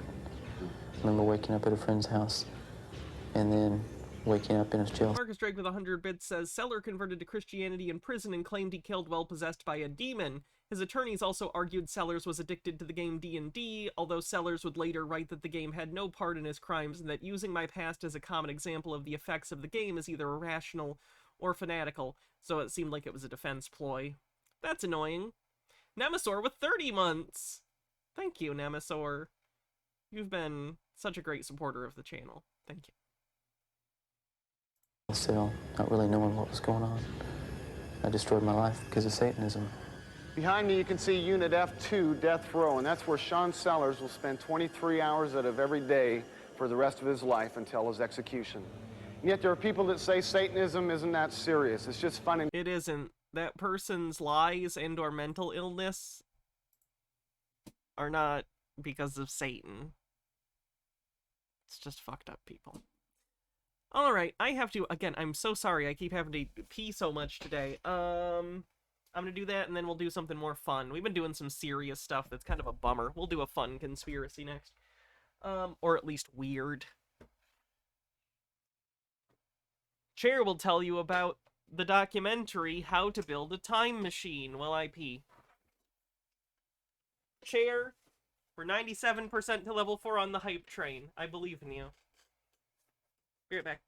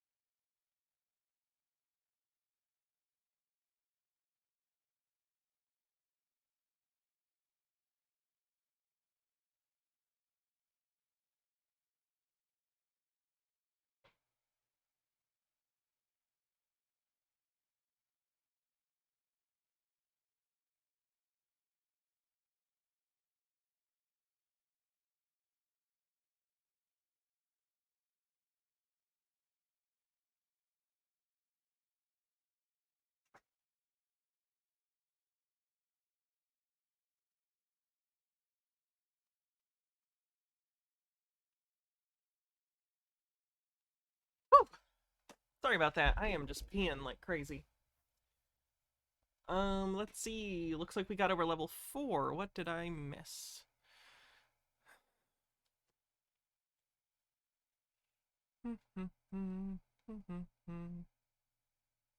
Bumble Homestead with 100 bits and a chair emote got us over level 4. Thank you. Okay. Back into it. How about Hans? Let's do a Hans video. In today's video, we're going to look at the story of Jambo, and this, I believe, was something that really happened. I think that this is an example of real things on the news. Sometimes real things do happen, and it's kind of interesting because there's the deception mixed in there with this real story. But also, another interesting thing about this story is I think it inspired a fake story, and that happens a lot.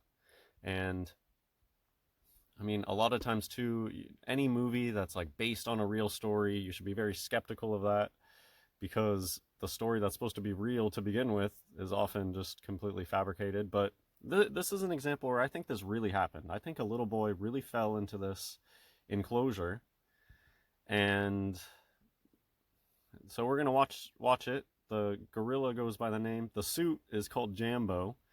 I think that this is an interesting example for, a couple different reasons. For those who have not seen me cover Hans, I should explain. He doesn't think gorillas or chimpanzees or bonobos or any apes are real. He thinks they're fake, so he doesn't believe in gorillas. He thinks they're all people in fursuits pretending to be gorillas for the government. I'm not joking. And unfortunately, neither is he. Just explained. I think this really happened. And another, I think it inspired Harambe. I don't think I said that yet. I think the whole Harambe thing was just...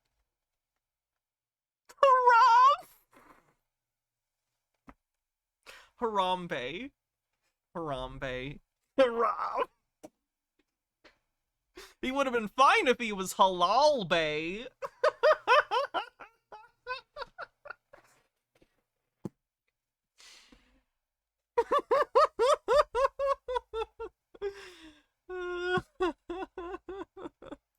Inspired by this, and that's something that they will do. They'll make up a story just inspired by something that's happened in the past or something that really happened in real life. They'll be like, well, that gave me an idea to... Oh no. He's gonna bring up, oh no. Put on this spectacle. And that's what I think the whole Harambe thing, I think, is based off of this story where they just gave it a different ending. Let's watch the video. Minute left on the hype train. Pretty tragic. I think this really happened to the boy. Wildlife Preservation Trust, the open-air gorilla complex. So this is a thing that happened. A kid fell into an enclosure and the gorilla seemed concerned. But I think there's a suit malfunction in this, but yesterday they'd watched in horror. Let me start over. Not a suit. It's a gorilla. Another reason this video is interesting. interesting. On a sunlit Sunday afternoon, one of the main attractions at Jersey's Wildlife Preservation Trust, the open-air gorilla complex, had its usual collection of visitors. But yesterday they'd watched in horror. I don't know what part he was talking about. What does he think had its usual collection of visitors. But yesterday they'd watched in horror as a 5-year-old boy fell into the compound. Yambo, the huge male lowland gorilla, immediately stood guard over the unconscious boy. Levan Merritt, who was transferred to the Southampton General's neurological unit, is said to be stable today. He was on holiday in the island with his parents and their other children. The actions of these animals speak volumes for Gerald Durrell. So these fursuit actors are under... Thank you for the hype train, everyone. Strict. You better believe they're signing all sorts of non-disclosure agreements. They are not allowed to break character, even though there's evidence out there of them breaking character, standing upright. Anytime he sees a gorilla or any other sort of like great ape doing something that's very human, I should say humans do things that are very ape. You know what I mean, because we're great apes as well, for those that don't know. Like bonobos and chimps, they're closest relatives, and we're also closely related to gorillas. We're all great apes. So anytime he sees any sort of ape doing something that's a commonality and makes them look very human, makes us look very related, which we are, he decides that it's them breaking character, as opposed to recognizing, no, we just have a common ancestor, we're related. When they don't think they're being watched. He thinks that this is part of a psyop to try and make evolution real, or make it seem real, because he's a creationist. He's a flat earther and a creationist and a biblical literalist, etc. They're in character. That's why they stick the finger to the nose to sniff. That's part of playing the character. You gotta still act Or they're a gorilla that was sniffing their finger. like a gorilla, even in this case. But I think it's obvious that this actor is very seriously worried about the boy. And wild animals don't act like this. They do. These are acting like concerned humans because they are concerned. This gorilla is very intelligent compared to other animals. Very intelligent. Very close to human in terms of thinking and empathy, because again, we're closely related. Yes, it is probably concerned because it identifies this thing as a child and is like, oh no, what do?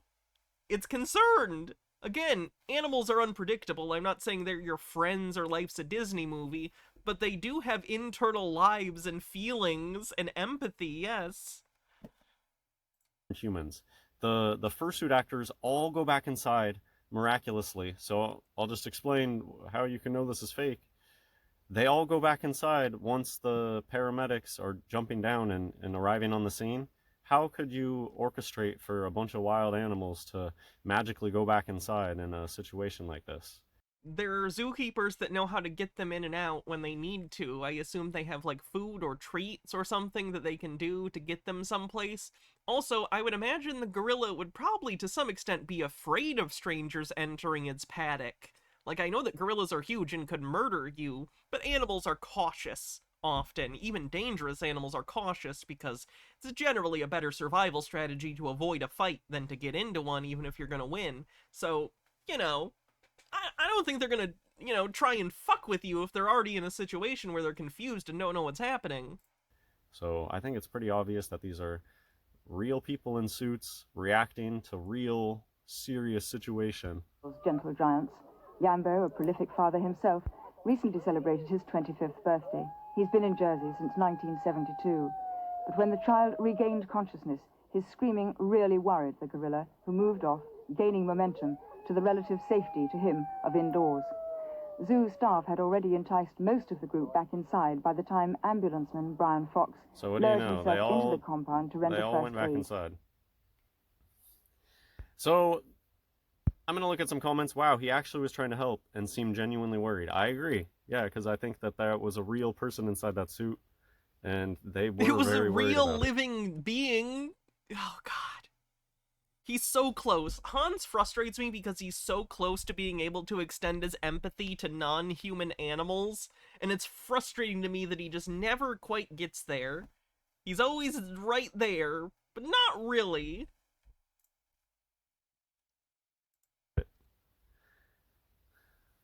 Talking about Harambe, yeah, I already brought that up. I think that the whole Harambe psyop was based off of this. I think that a lot of times they don't have new ideas. You see it in the movie theater. Oh, they don't have any new ideas. They just want to rehash old ideas. That's how it works with these fantastical stories. We haven't had a good gorilla story in a while. Well, let's do it like that happened back in the day, in the 80s. You remember that story in the 80s? Let's do it like that, except this time we're going to kill the fursuit. I think that is how Harambe, they came up with that. People just over the top. I don't remember what he thinks about elephants. He's probably brought them up. Does anyone remember his view on elephants? I know he thinks zebras are real, but he thinks they're horses that have been painted. Yes, bingo is still on. Because we're doing a longer stream today, we started at around 3:30. Maybe 4:30. Whenever the hell it was. Yeah, we're doing 2 bingo winners. So one person already won, but there is one more. He didn't leave. Oh, he doesn't believe platypuses are real either. He made the others follow him away. He doesn't think platypuses are real. He doesn't think toucans are real. He thinks giraffes are genetic experiments, but he thinks they're real because he's seen them at the zoo and touched them. We will check bingo after this, sure. Doesn't believe in penguins. Doesn't believe in koala bears. Sloths. They were doing what they needed to do. They weren't wild. He does believe in squirrels. Animals. They were reacting to a crisis. Ooh, okay. Let's see. Leslie Rue says, I think I got a bingo.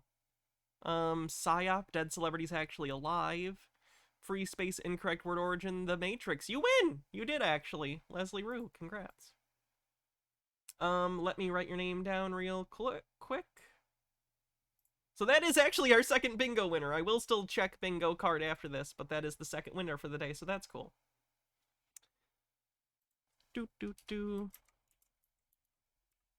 So congrats for that win. Those are our 2 bingo wins for the day.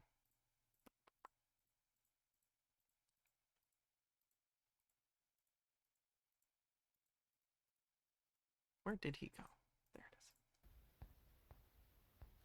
So the suit got really wonky there in the beginning. I may as well, I mean, you can go back and watch it again if you want to. Somebody pointed that out, though, in the comments of my last video. They said that this Yambo, they were like, there is a suit malfunction. I agree that that is a suit malfunction right there. Wait, what? Happening. Because it was a crisis. And another thing to bring up, because I'm only talking about this because people talk about it in the comments. They're asking me, what about the baby gorillas? Do they use midgets? Yes. Or, excuse me. Do they use little people in the baby gorillas? Yes, they use little people. And Vern Troyer is known to be a gorilla suit actor. He's not known for that, but he was in that movie.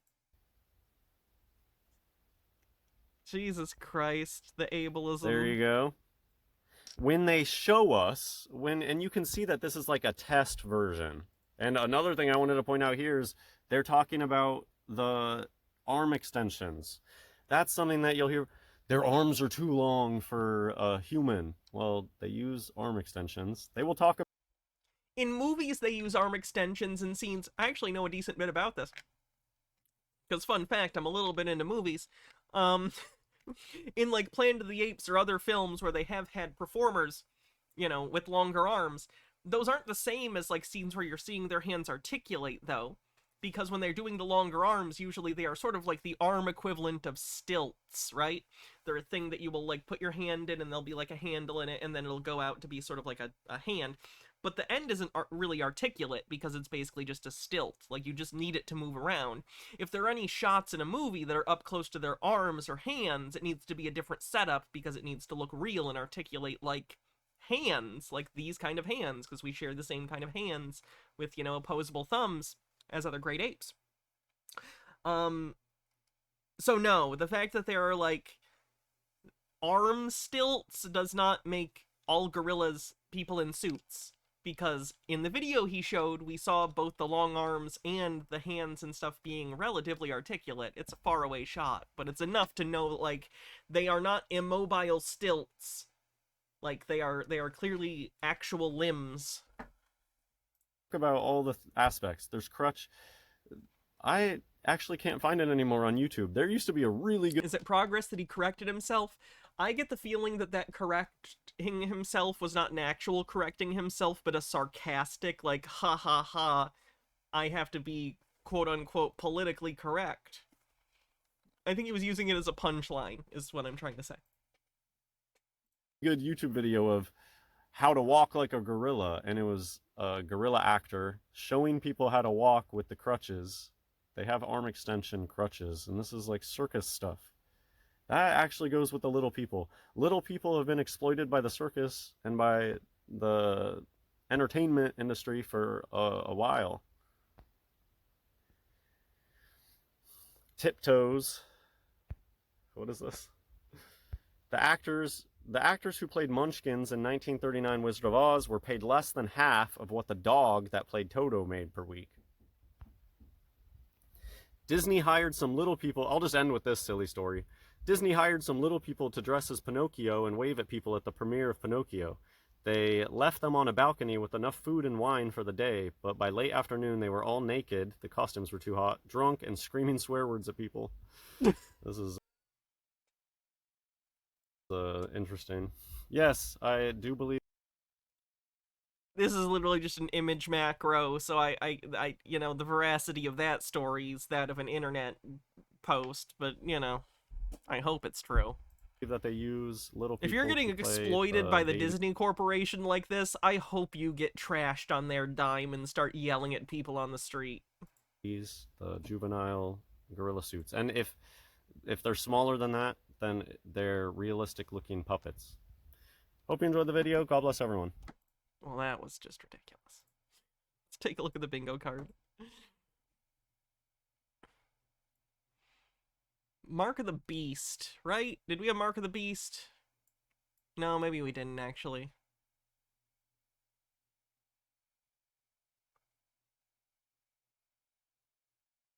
Doesn't know what a coincidence is.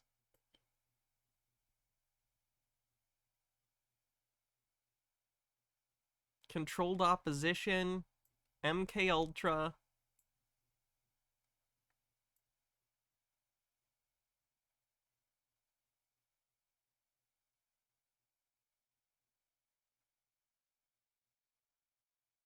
Hannah puts head in hands.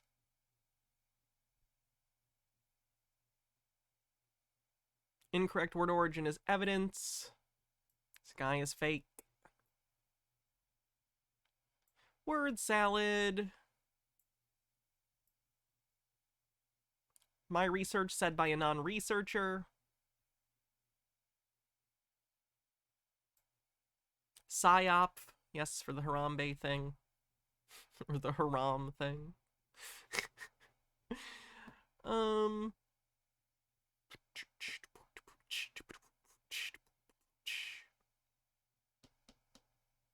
Conspiracy theorist shows up in chat. I didn't bring attention to it, but it was brief. It did happen. Didn't bring it up. Seemed like maybe someone who was mentally ill, so, you know. But, bingo space. So.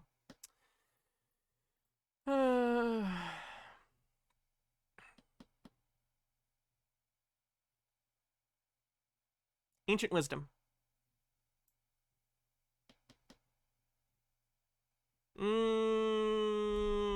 I don't know, Dillis Filler. He was rude enough that I don't know if it fully counts. I also think he was kind of being sarcastic, so. Oh yeah, the Satanism video did mention 666. Mark of the Beast! We've done it. We've done it. Oh, popular media, game, TV, etc. is evil for the Satanic Panic one as well. Why am I craving a donut? I'm not even a big donut person. All of a sudden I'm craving like a donut. What the fuck? That's bizarre. That's weird. That's a psyop. I've been psyoped into wanting a donut.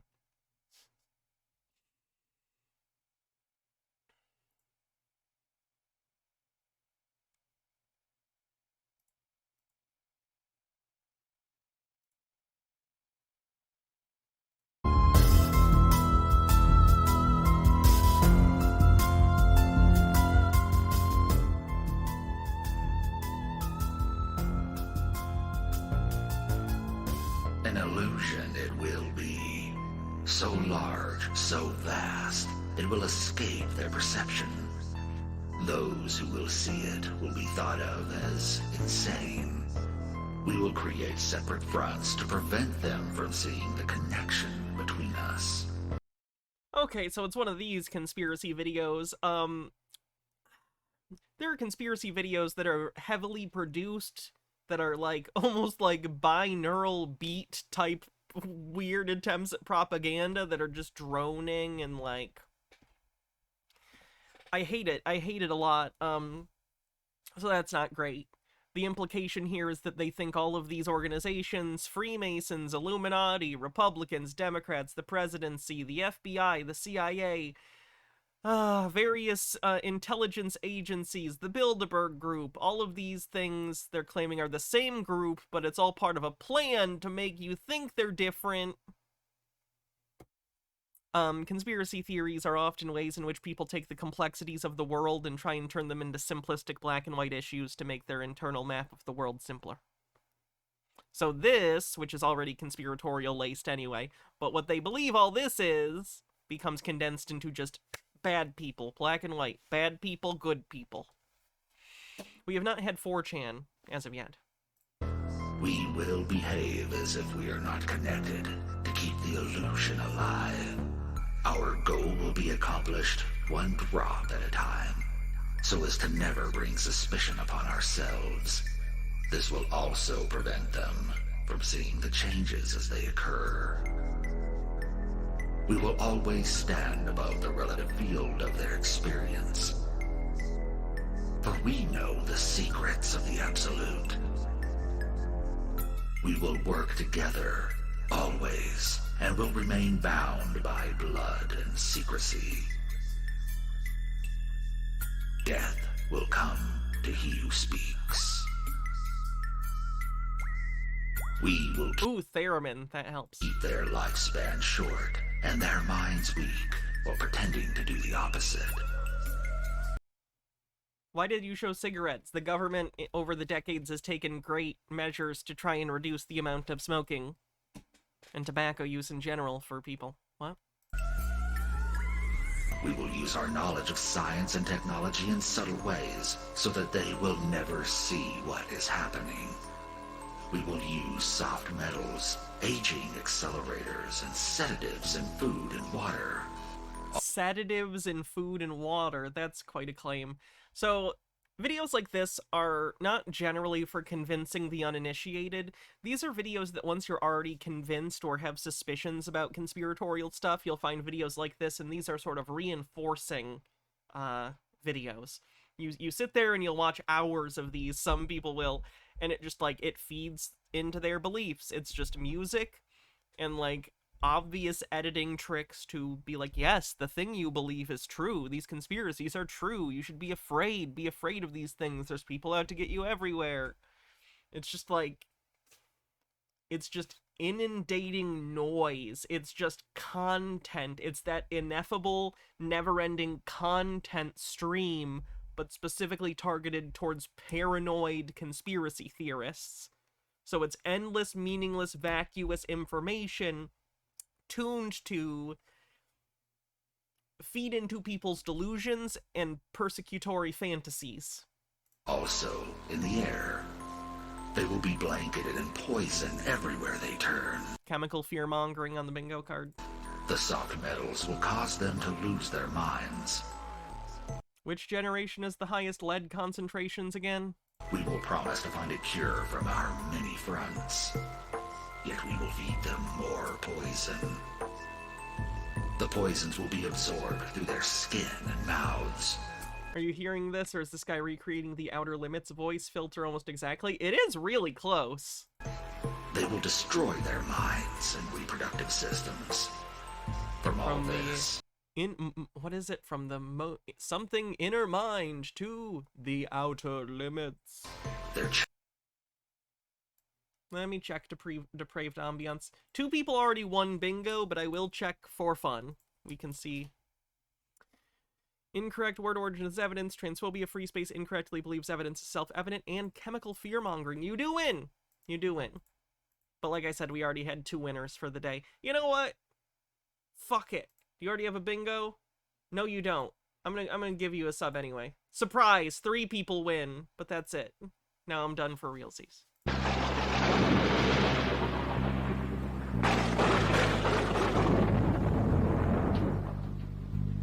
That was the wrong video. There it is. Children will be born dead, and we will conceal this information. What? The poisons will be hidden in everything that surrounds them, in what they drink, eat, breathe. That was Pepsi, specifically.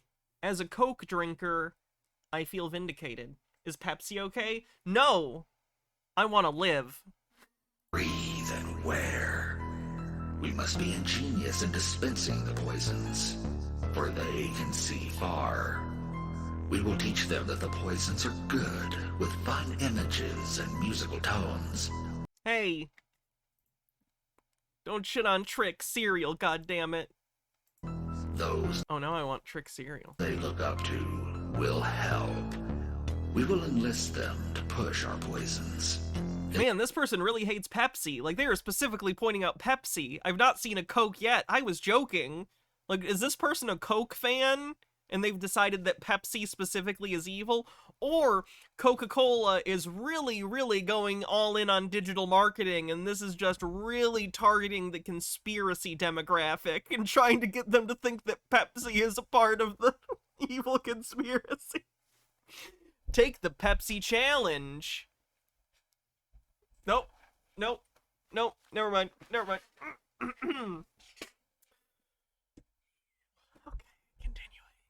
They will see our products being used in film and will grow accustomed to them and will never know their true effect. When they give birth, we will inject poisons into the blood of their children. Oh my god, it's vitamin K. Fuck off. Keep your kid from going blind. And convince them it is for their help. It is. It is. Start early on, when their minds are young. We will target their children with what children love most. Sweet things. Ooh.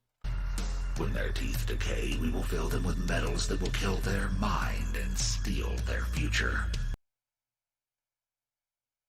Is this boomer aware that they do like ceramic fillings now? Just for the record, I like they don't do the metal as much as they used to because they use different things now. With their inability to learn. Like this just feels like a boomer made this video and doesn't know that they don't use metal in fillings typically anymore, I don't think. Been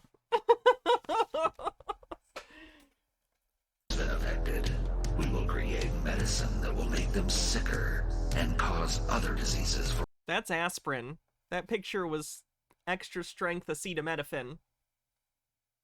Mandrake POE says, just come from the VOD on YouTube. Please tell me this will hurt my brain less than Chris and Lasers did. Also, STO is awesome. STO. Why am I blanking? For which we will create yet more medicine. We will render them docile and weak Oh, Star Trek Online. Duh. For us by our power. They will grow depressed, slow, and obese. And when they come to us for help, we will give them more poison. We will focus their attention towards money and material goods, so that the many never connect with their inner self. Doesn't understand their problem is capitalism on the bingo card? We will distract them with fornication.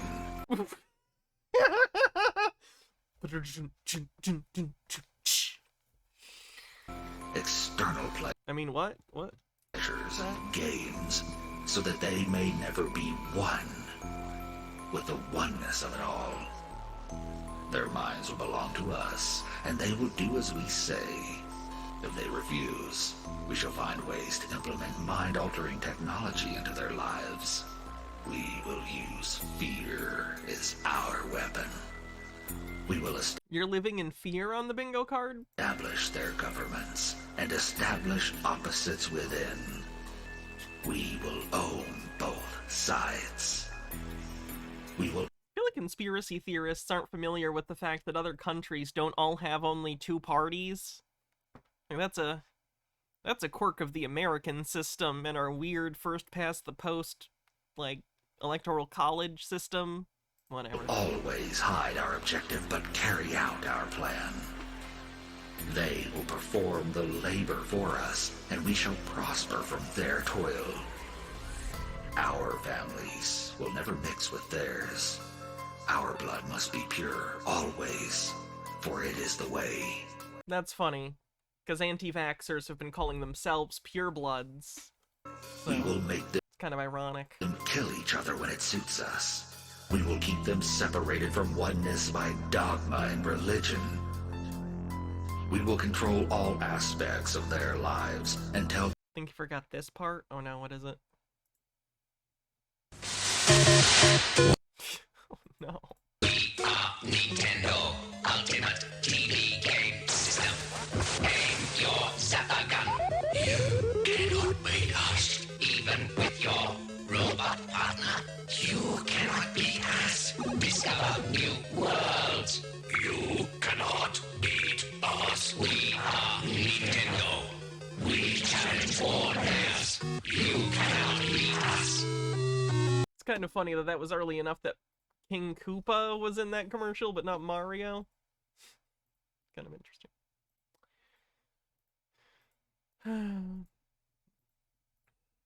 Where were we?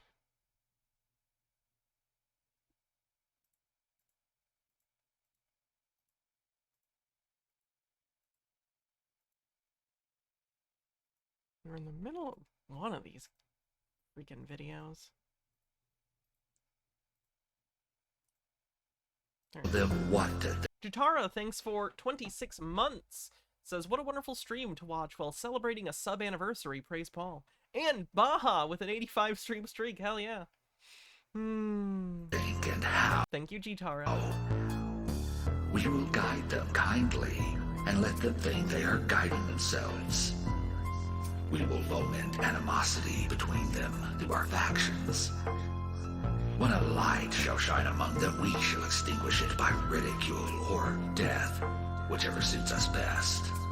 But if they ever find out they are our equal, we shall perish then. This they must never know. If they ever find out that together they can vanquish us, they will take action. They must never, ever find out what we have done. For if they do, we shall have no place to run, for it will be easy to see who we are once the veil is fallen. Our actions will have revealed who we are, and they will hunt us down, and no person shall give us shelter. This is the secret covenant by which we shall live the rest of our present and future lives. For this reality will transcend many generations and lifespans. Oh, I didn't bring this up. Thinly veiled anti-Semitism, by the way, because this is basically the, Protocols of the Elders of Zion, just with the specific who is them taken out. I should have pointed that out. Chitara says, this narrator sounds like Optimus Prime if he had strep throat. This covenant. Yeah, I should have brought that up. Sealed by this is straight up like the anti-Semitic, like, hoax document that came out, like, over a century ago. I don't even remember. It was hundreds of years ago, I think. Anyway. Blood. Our blood. We, the ones who from heaven to earth came. This covenant must never, ever be known to exist. It must never, ever be written or spoken of. For if it is, the consciousness it will spawn will release the fury of the Prime Creator upon us. And we shall be cast to the depths from whence we came. It's a good one. And remain there until the end of time, of infinity itself. Protocols from 1903, thank you. I know it was plagiarized from an earlier work. And I thought it got spread around Russia. I gotta freshen myself up on it.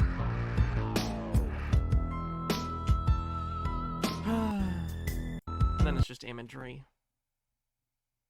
Jesus Christ.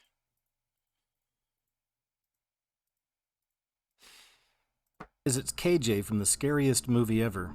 The veil is lifting, and the veil is lifting quickly. As far as signs and symbols for the beast system go, they're still pouring in. I can tell you that with everything I've seen and everything I can kind of see coming, that 2024 is going to be one hell, truly hell, of a year. Every conspiracy theorist says that every year. Harold Elberman says, can we call these conspirification videos? Don't have to read this, but that thing you said about how this genre of conspiracy video is something you soak in to convince yourself of something you already think sounded a hell of a lot like that one. Thing that makes you giggle uncontrollably, you know, speaking of binaural beats and stuff. Yes.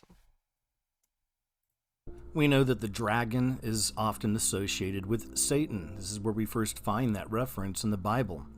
So of course we have the dragon symbolism, and here we are going into 2024, the year of the dragon. Coincidentally, I believe next year is going to be the year of the snake. What you're looking at here is from I Pet Goat 2. It's an animation that came out a few years ago, 2012. very esoteric, a lot of occult symbolism. Right here we're seeing what many of us believe is the Notre Dame Cathedral That spire doesn't look anything like Notre Dame. collapsing. It's very similar here, as you can see. And there's a lot of that coded messaging all throughout iPet Goat 2. Now here's a painting from the movie Rosemary's Baby, and I pointed this out long ago, I think back around the time that the spire collapsed, Notre Dame. But that's what you're looking at right here, I believe, is predictive programming, symbolism, satanic symbolism. A church burning. Again, it is a church burning, so the imagery is evocative of, like, demonic ideals. But again, it's the movie Rosemary's Baby. It is a movie about the Antichrist, so that's intentional. It's a prop. Of the burning of Notre Dame. And of course the message here is the burning of the church, you know, because she's dealing with Satanists in this movie. But yeah, I thought that was very interesting. They're often flammable and have lots of candles. And now on to more of the occult symbolism we're so used to in this world right now. The phoenix. So we know now that the spire and much of the church burned in Notre Dame, but now it's rising from the ashes like a phoenix. And I want to show you the symbolism with that. The phoenix is another one of those symbols of the beast system I've pointed out forever, it feels like, but we see it over and over and over again. And if you've watched some of my videos, you've seen where I point this out quite a bit. Well, the phoenix is back, and this time it has to do with Notre Dame and the spire. I want to show you this clip, but when you see it, you'll definitely, I believe, understand that this is a phoenix you're looking at. They're trying to tell the world, trying to tell the media that this is a rooster and this is just a weather vane. It's just a rooster, but again, knowing the people we're dealing with. I feel like he meant to edit a picture in here and he just forgot, because there's not a visual for what he's trying to show us right now. Knowing how much they love using this symbol, and the phoenix is all about the destruction of everything and building back better. It's one of the common phrases they use now explaining what they're going to do. So are you talking about the very specific campaign slogan of the Biden 2020 campaign? They're trying to uses AI on the bingo card. Looks like it. I'm not 100%. Does anyone recognize this from anything? Is this AI, or is it like it might be a picture from something? I genuinely don't know. Destroy everything now, right? And then build it back, not really better, but into a prison grid and a kill grid. It's a stretch. Grid. Population control is a motive on the bingo card? Or who's left in this world. Anyway, check this clip out and you'll see what I mean. The phoenix once again represented. Turning now to the rebuilding of Notre Dame, the French cathedral that was nearly destroyed by a devastating fire back in 2019. Our foreign correspondent James Longman has been following the progress of the reconstruction of this historical landmark. Good morning, James. Yeah, good morning, Deborah. The French have just witnessed quite a moment. We all remember when the spire of Notre Dame fell through the building during that fire back in 2019. Well, the new one has been rebuilt. It is back on top of the building. You can see it there, shrouded in scaffolding at the moment, but we got the chance to climb right to the very top of it. It has been literally a military plan, getting this church back up and running, open to visitors next year, and the changes so far have been spectacular. When Notre Dame caught fire in 2019, millions watched a piece of history burn. An international treasure nearly destroyed. The challenge to rebuild it huge. I saw the scale of the damage in early 2021, the massive hole in the roof still wide open. But now, just a year till completion, the finish line is in sight. And you can see the spire. We climb our way towards the very top of the new spire. You can see the stonework here. This is all completely new. It was too destroyed to recover, and this woodwork, the beams have all been freshly laid, and you can see that bunch of flowers. That's a gift from the carpenters to say that they're done with this part. Hundreds of feet up, the scale of this colossal project is clear. And here we are, right on the top of Notre Dame. I wonder what, to any extent, they're... How do I put this?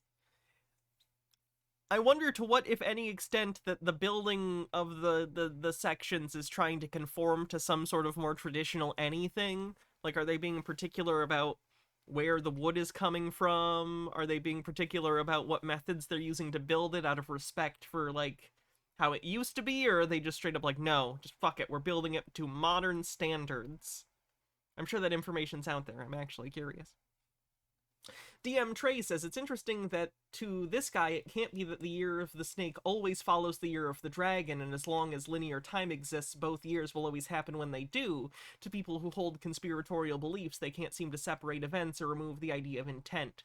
Yes, intent is huge. The inability to understand motivated, or rather unmotivated systems is huge in conspiracy theories.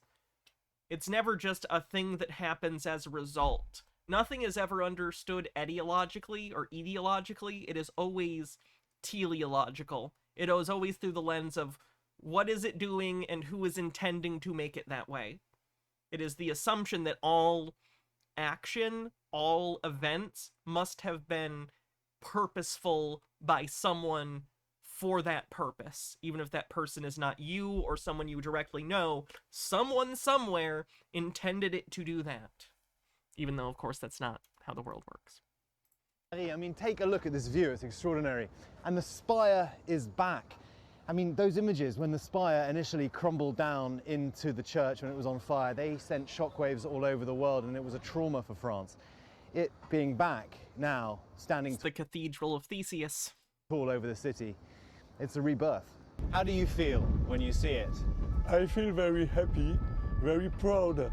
Proud for all the companions, all the workers which work with enthusiasm. And there's another example of the hidden symbolism of the phoenix right before our very eyes. It's taking place right now. Phoenix symbolism isn't hidden. Literally, Harry Potter used a phoenix. Like, it's not mysterious. It's not enigmatic. Everyone knows what a phoenix stands for. You may have heard of asteroid Bennu. Well, Bennu is actually a phoenix of ancient Egypt. So we have the phoenix once again, and the mysteries of Bennu, of the asteroid. And of course, Osiris is involved in all of this as well. You see how all the symbolism, all the hidden things, it's all just becoming prominent and right in front of us. Profane Priestess says they very much are. The construction planners invented whole new software and reinvented techniques that died centuries ago. It was actually very dangerous to rebuild, and they had to test whether or not the stained glass had lead in it. I wrote an essay on it in my architecture class if you're curious. That does sound interesting. If you send me a link or something, I'll check it out. OSIRIS-REx is NASA's first asteroid sample return mission. It launched in September 2016 on a journey to explore a near-Earth asteroid called Bennu. After arriving in 2018, OSIRIS-REx spent nearly 2 years orbiting Bennu, mapping and studying its rugged terrain before carrying out its primary science objective. For many years, I've covered a lot of the supernatural events that I find very interesting, and just events in general that paranormal are unusual, things that are strange, a bit on the fringe. And I used to do this. There's a difference between paranormal and supernatural. Supernatural means outside of the natural. Paranormal means outside of the normal. Monsters aren't necessarily supernatural, but they might be paranormal. Bigfoot's paranormal, but not supernatural. You know what I mean? Aliens are paranormal. They're not supernatural. One thing I've seen a lot of, especially over the last decade, has been these mysterious creatures washing up on beaches all around the world. And there's not just one, there's not just... What if Bigfoot does magic? Then he would be supernatural and paranormal. Couple. This isn't even all of them. This is His species would be paranormal. His magical abilities would be supernatural. Some of them. Some of the headlines here. Sea monster washes ashore. It's all sea monster, giant sea creatures, beasts from the... Actually, you know what? Are they a warlock or are they a wizard? If they're getting their powers from some sort of intrinsic rules of the universe that they have to learn, then that's sort of paranormal because it arguably is scientific in that it's a material thing. If they're just getting magic powers just cause, that's supernatural. see, if you know what I mean. And it's What if Bigfoot was parasocial? I wish Bigfoot was one of my viewers. That'd be incredible. Bigfoot, or a Bigfoot, if you're out there, or even a Yeti. If you're out there and watching the show, fucking congrats on the hide and seek championship. You're killing it. increasing. Like I said, it's not slowing down. I've been watching this take place for years. I was covering this kind of stuff like 10 years ago. It's like, why are all these weird creatures washing up on beaches? We had a famous one in Manhattan. I think that was around 2012. Weird creature washed up there. But just another sign of the times, man. Everything's coming to the forefront. And there are strange things out there that have been hidden from us for a very long time. But in these days, as we're drawing near to the end, an apocalypse is upon us, which is a revealing. All of these strange things are being revealed. They're coming out. Here's a really interesting clip that just popped up online over the last few days as far as speaking on how things are changing and how stranger things are coming in. I know it's hard for people to believe some of the supernatural stuff, but you're going to lose that, man. You're going to lose that disbelief. I'm going to be honest, in the entire history of the world, supernatural is at big old goose egg, and natural explanations is at like 10 trillion and 7. So, like, I don't know what is giving you this sense of false confidence here, but there has never been a solution that turned out to be supernatural ever in the history of the world. So this stuff keeps coming in. Not everybody will, though. Some people are never going to be able to see or understand. But things are about to get even stranger than they already have been. Case in point, this video. Now, most times when I find a really interesting supernatural video, oftentimes quickly you'll see people saying, oh, this has been debunked, but there's no debunking. Chitara says this guy wouldn't be able to handle Scorpzilla if if he thinks half-decomposed sea creatures washing up in the shore is evidence of the biblical end times. And I We don't talk about Scorpzilla in this household. With this, people are, this has been debunked, but no one's debunked it yet. You can watch this guy filming the moon with his phone, capturing something very interesting there, and there's a crowd of people around him, and they all see the same thing. So check it out, and you decide for yourself. But what is this? A massive face next to the moon. What is that? Is it a Titan? Is one of the old giants, or is that our... I don't think it's our Heavenly Father. You'll see what I mean. It looks kind of evil, but just check this out. There's kind of a face up there. There's a face. All right. Y'all see that? Oh, that's really, really terrible CGI. Holy shit. I hate it when it's just that. That's my least favorite, is when the answer isn't even something I had to look up. It's just like, that's obviously fake. Holy shit, you believe that? You saw that and your brain went, that's real. That's horrifying. Are you okay? Oh, that's terrible. Now that's the face, people. It's up there again. Sherry, come look at this. That's not pareidolia. Someone edited this terrible low-res face into this. This is actually just CG. It's up there again. There's the face. This is not an app. It's a face. Everybody's out here. He said it's not an app, so it's real. Everybody's out here looking. We're coming out. Did you know that the only way you can add a CGI face into a video is an app? I'm such a boomer. Oh god. Why don't people think about desktop computers? Out here to see. What if I gotta get this. Y'all.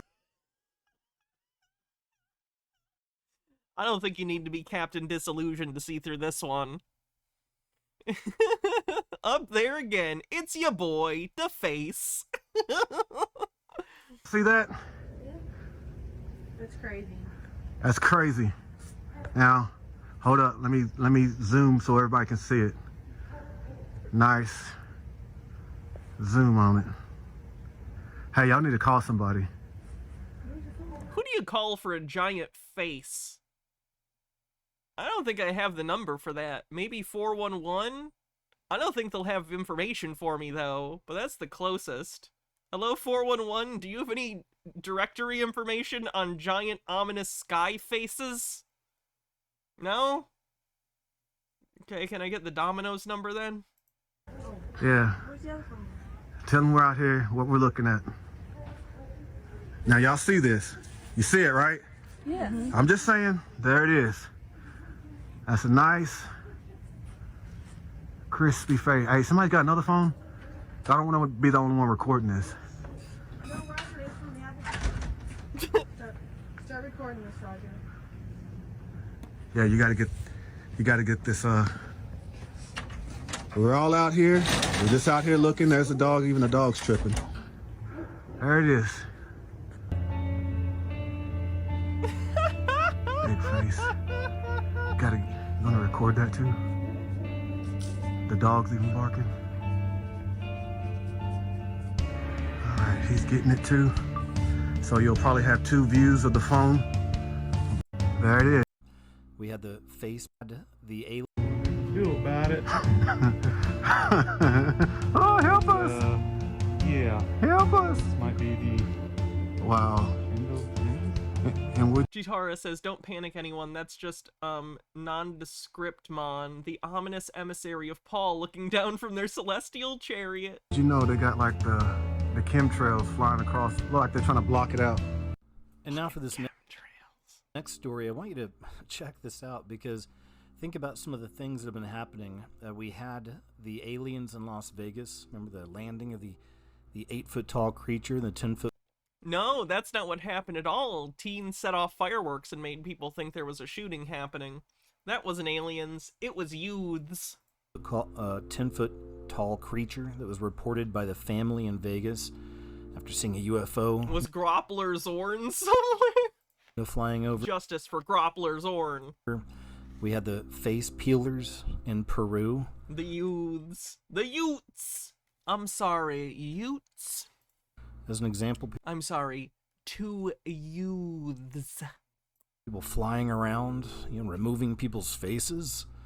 Yes, strange things. Well, this is another one. This is just happened a couple days ago. Shooting in Miami's Overtown neighborhood leaves man dead, police say. Right after this happened, there was one early video that came out where somebody was mentioning something to do with like tall figures, that there was creatures or something involved in this. I know, that's strange. And that's all I saw. It was just this one clip. It's just a girl and a guy talking about what they were looking at. There's people running crazy through the streets, all kinds of guns going off, and they mentioned something to do with creatures. Well, I found another video, it just came up like in the last 24 hours or so, of a man who claims to have been there and seen what's going on, and he's got a crazy story. He claims it, so it must be true. So, once again, you decide. This is a huge thing that's driving me crazy. So these days, anytime there's like a terrible thing that happens, there's a whole industry of terrible narcissistic monsters on TikTok who, anytime there's a tragic event, will be like, hey y'all, random TikTok person here, I was at insert terrible event here, but let me tell you, stuff was weird, man. Basically, people will just lie and pretend to have been at events and then claim that they saw something suspicious or aliens or crisis actory to get a bunch of TikTok followers. It's disgusting. It's again one of those things where it's not a big conspiracy, but it's a system with incentives that's causing people to do really terrible things. So that's not good. Yes, really. Liars are gonna lie. I have to urinate again. I apologize. I know I'm peeing a lot today. Let's see. While I do that, Chair will tell you about the invasion of the body snatchers on 4K from Arrow Video. The one from the 70s. The one with the... at the end. Spoilers.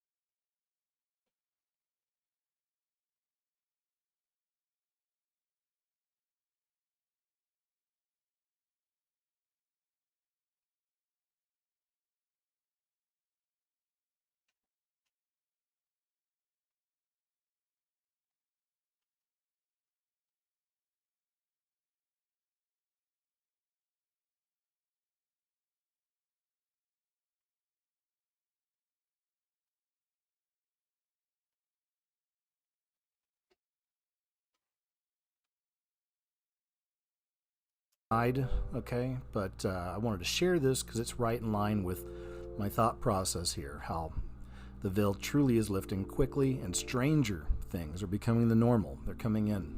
You know what I'm saying? I was down in Miami for the New Year's, you know what I'm saying, me and my girl. Stranger things are not becoming the norm. You have normalized, or it has been normalized for you to accept conspiratorial, unfounded explanations for events. I got a little time share. We was down there on like a mini vacay, you know, just to start the New Year's with, right? So anyway, we happened to be at that mall. So we had Foot Locker or whatever.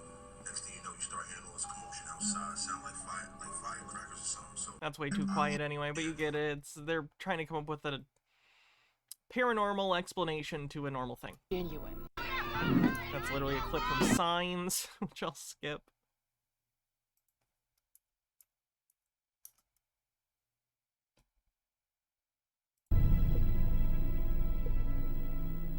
Some of you may have heard this story about Taylor Swift fans reporting that they're losing their memories during the concert. After the show, they're missing large parts of it in their mind and their memory. And I really wow, you went to a really exciting thing and it just seemed to fly by? That never happens. It must be nefarious. think they're under attack. We've seen what happened with Travis Scott's concert, and not just him, but many others. As far as how obviously satanic a lot of this stuff has become, Taylor Swift is no different. I've shown you a few videos and clips of things. It's a shame how predictable all of this is. Taylor Swift is anytime, oh, there's a thing that's popular with women, must be satanic. As well. I mean, she's laying out the end times and the rapture of the church during her concerts. I showed you guys that clip. So there is real witchcraft going on, real spell casting taking place out there. And once again, this is just another example to me how all this stuff is becoming normalized. No longer needing to hide. They're putting all this stuff just right out there. But keeping that in mind, there's an opening to a concert from an artist named Remy, I just found recently. Anything woke is also satanic, and woke is anything that is not being an asshole. It's got it all. You know, Black Cube, Horses of Revelation, completely satanic. Not the horses! And just look at the massive crowd, though. The people love it. You know, they're eating it up. Anyway, check this out from Remy. Oof, I'm not going to show a bunch of this. Taylor Swift. Nope, I'm not getting sued. Exceptions that... Oh, this was actually pretty cool. This was for a game. I don't remember what it was, but it's a promotional thing. Basically, it's a projector. They're projecting this image with, like, a projector on the smoke and stuff that they have there. Which is kind of interesting in terms of visually, the effect they're actually doing, but it's not magic or demonic. It's an ad. It's a crummy ad.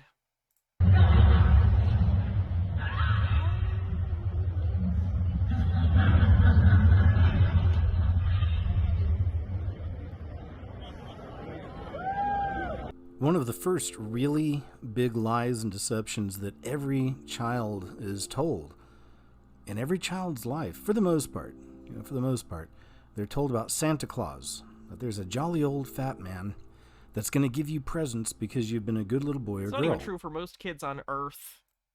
Like, most kids on Earth are not taught about Santa like he's a real thing. That's a pretty American and Eurocentric thing. But okay, do you? And we know this is crap. Okay. Santa being an anagram for Satan. Obvious, yeah. But what about Krampus? Let's go back a little bit more into the history of who this Santa Claus really is. And who is this Santa Claus? Once again, just another example to me of stripping down all the polish and all the BS on the surface and looking at what this beast system really is and what it stands for. And in my opinion, you have to look no further than Krampus, especially for the holidays. Do you realize how many Krampus festivals they have in this world? They're all over the world. They happen I don't know. How many all kinds of festivals are there around the world? Probably a lot. Every year. and they're absolutely dark and wicked, I believe.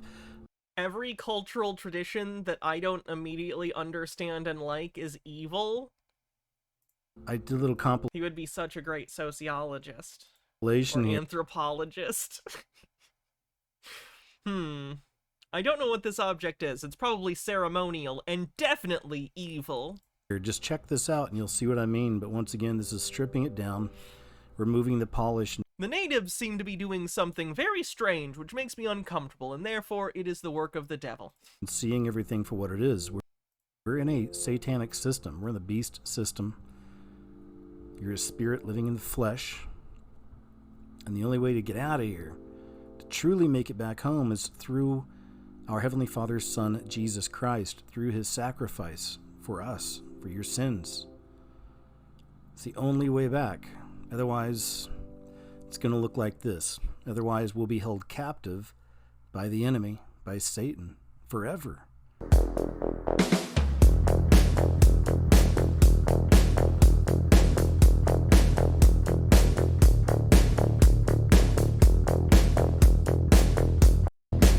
Upset. That's part of your religion. You believe in demons. I don't. You're the one that thinks demons are real, not me. Why are you mad at me for being okay with depictions of a being from your mythology? You're mad at a thing that's a concoction of your group.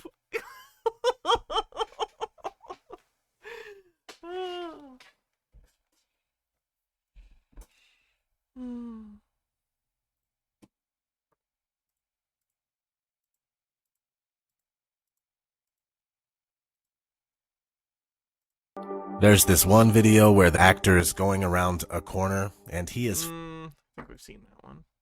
As it's KJ from the scariest movie ever. And as you can see, something strange, something dark, something wicked has been happening in Kansas City. All of these violent events have taken place just over the last month or so. And all of these events surrounding the Super Bowl that just took place at the Allegiant Stadium. Many of This is completely random, but it just popped into my head, and I haven't had my ADHD meds in quite a while. So, no one's gonna guess what I'm about to say. It has no bearing on anything. Chat, what do you think I'm about to go on a quick diatribe about? I'm curious if there's anyone, like, what? There's no reason you would get it right. If anyone gets it right and randomly guesses in the next minute, I'll give you a free gift sub. Just because it's so random and has nothing to do. It has to be more specific than some movie. It has to be more specific than that.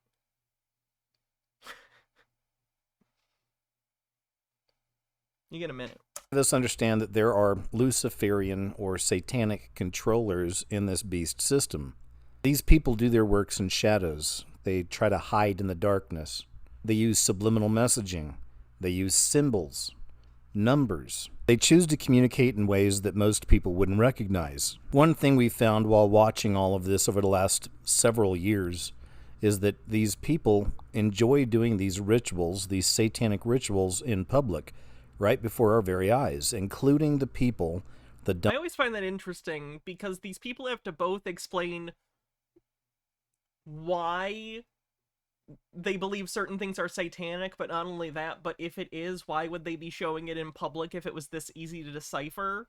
And that's always such an interesting balancing act. Dumb down, sheeple, if you will. None of you have gotten it right so far, by the way. Including all of the people who don't understand what's going on in the spell. Myself and many others have been sharing these types of things for many years. And of course, all of that applies to, even now, the most recent... Okay, it has been a minute. No one got it right. The Scooby-Doo animated films. The Scooby-Doo animated films. Pretty good. I've been watching a lot of Scooby-Doo movies lately. Normally in my head I've thought like, okay, the best ones are obviously like Zombie Island is the GOAT, okay? Zombie Island is the GOAT. But, the follow-up ones, the three between that and Cyber Chase, are pretty decent. But even after that, they're pretty good. Like, if you have Max or another streaming app that has them, they hold up if you like Scooby-Doo. I haven't seen one yet that I've been like, that's just dog shit. And even when it is, it's kind of funny. So, I would recommend the Scooby-Doo films. The animated ones. Super Bowl we find more symbolism. That's the... Which one is that? Witch's Ghost Moss Sloth with, the Hex Girls. They're also in Music of the Vampire. And more rituals. We're dealing with occultists, with Luciferians, with Phoenicians, witches, warlocks, sorcerers. And there are a few things that tie all of these groups together. Once again, they work in shadow. Better than the DC animated. I don't know if I'd say better. More consistent is what has shocked me. Because, like, there are incredible DC animated films, but then there are also ones that I'm like, that was terrible. I really hated that. The consistency of the Scooby-Doo features is what gets me. Like, there are ones that I'm like, that wasn't my favorite, but they're all watchable. They're all very watchable. They try to hide what it is they're actually trying to do. These are the same groups that extend all the way back to worship of Baal in the Bible, where people would sacrifice their children and have drunken orgies as the babies were screaming. This kind of reminds me of what happened with the lady placing the baby in the oven. Even though she says it was an accident, still that's a form of sacrificing your child to the ovens, to the fire. And this is something that, once again, we see back throughout our history. These occultists, these Luciferians, that's what they practice. They would kill their children and have these orgies. Sacrifice. Back to back? In that order. Their children to Satan so that they could get goodies here in this earth. Even just looking at the I don't think that makes any sense, even within the mythology that you have crafted. That doesn't make any sense. Stadium itself, we can point out some of the symbolism here. First of all, the name of the stadium, Allegiant. We find the words all giant. And giants, of course, go back to our Bible. Nephilim, fuck. Giants on the bingo card. Go back to the Nephilim giants. Which is interesting because in the background of this, of course, we have the pyramids. So that recalls the devil and his fallen angels. Also the giants. And then right here in the forefront with this flame, I've shown you guys examples of this throughout the years. We find this all over the place. No matter what the world says it is, it's memorial for somebody or whatever, that's never actually the truth. Remember, these people work in... It's never actually the truth? Can you just say that? Shadows. They don't want us... expect people to believe you? ...to know the actual truth of all their symbols, but we already had thinly veiled anti-Semitism. Shown it in what I believe is proper context. This is what does the E stand for? My favorite meds that I take. The light of Lucifer. It's the flame of Lucifer. It's that false light of Lucifer. So you've got the all giant. What about the light of the Lord? What about the metaphorical candle under a bushel basket? No, I'm gonna let it shine, huh? You're arbitrarily deciding that things are evil because it's what you want to believe. Giant stadium with the pyramids in the background, the flame of Lucifer in the foreground. And when you say pyramids in the background, do you mean the Bass Pro Shop headquarters? Is that what it is? God, what building is it that... No, there's the Luxor, and then there's another big pyramid that got turned into a Bass Pro Shop, right? Is this the Luxor?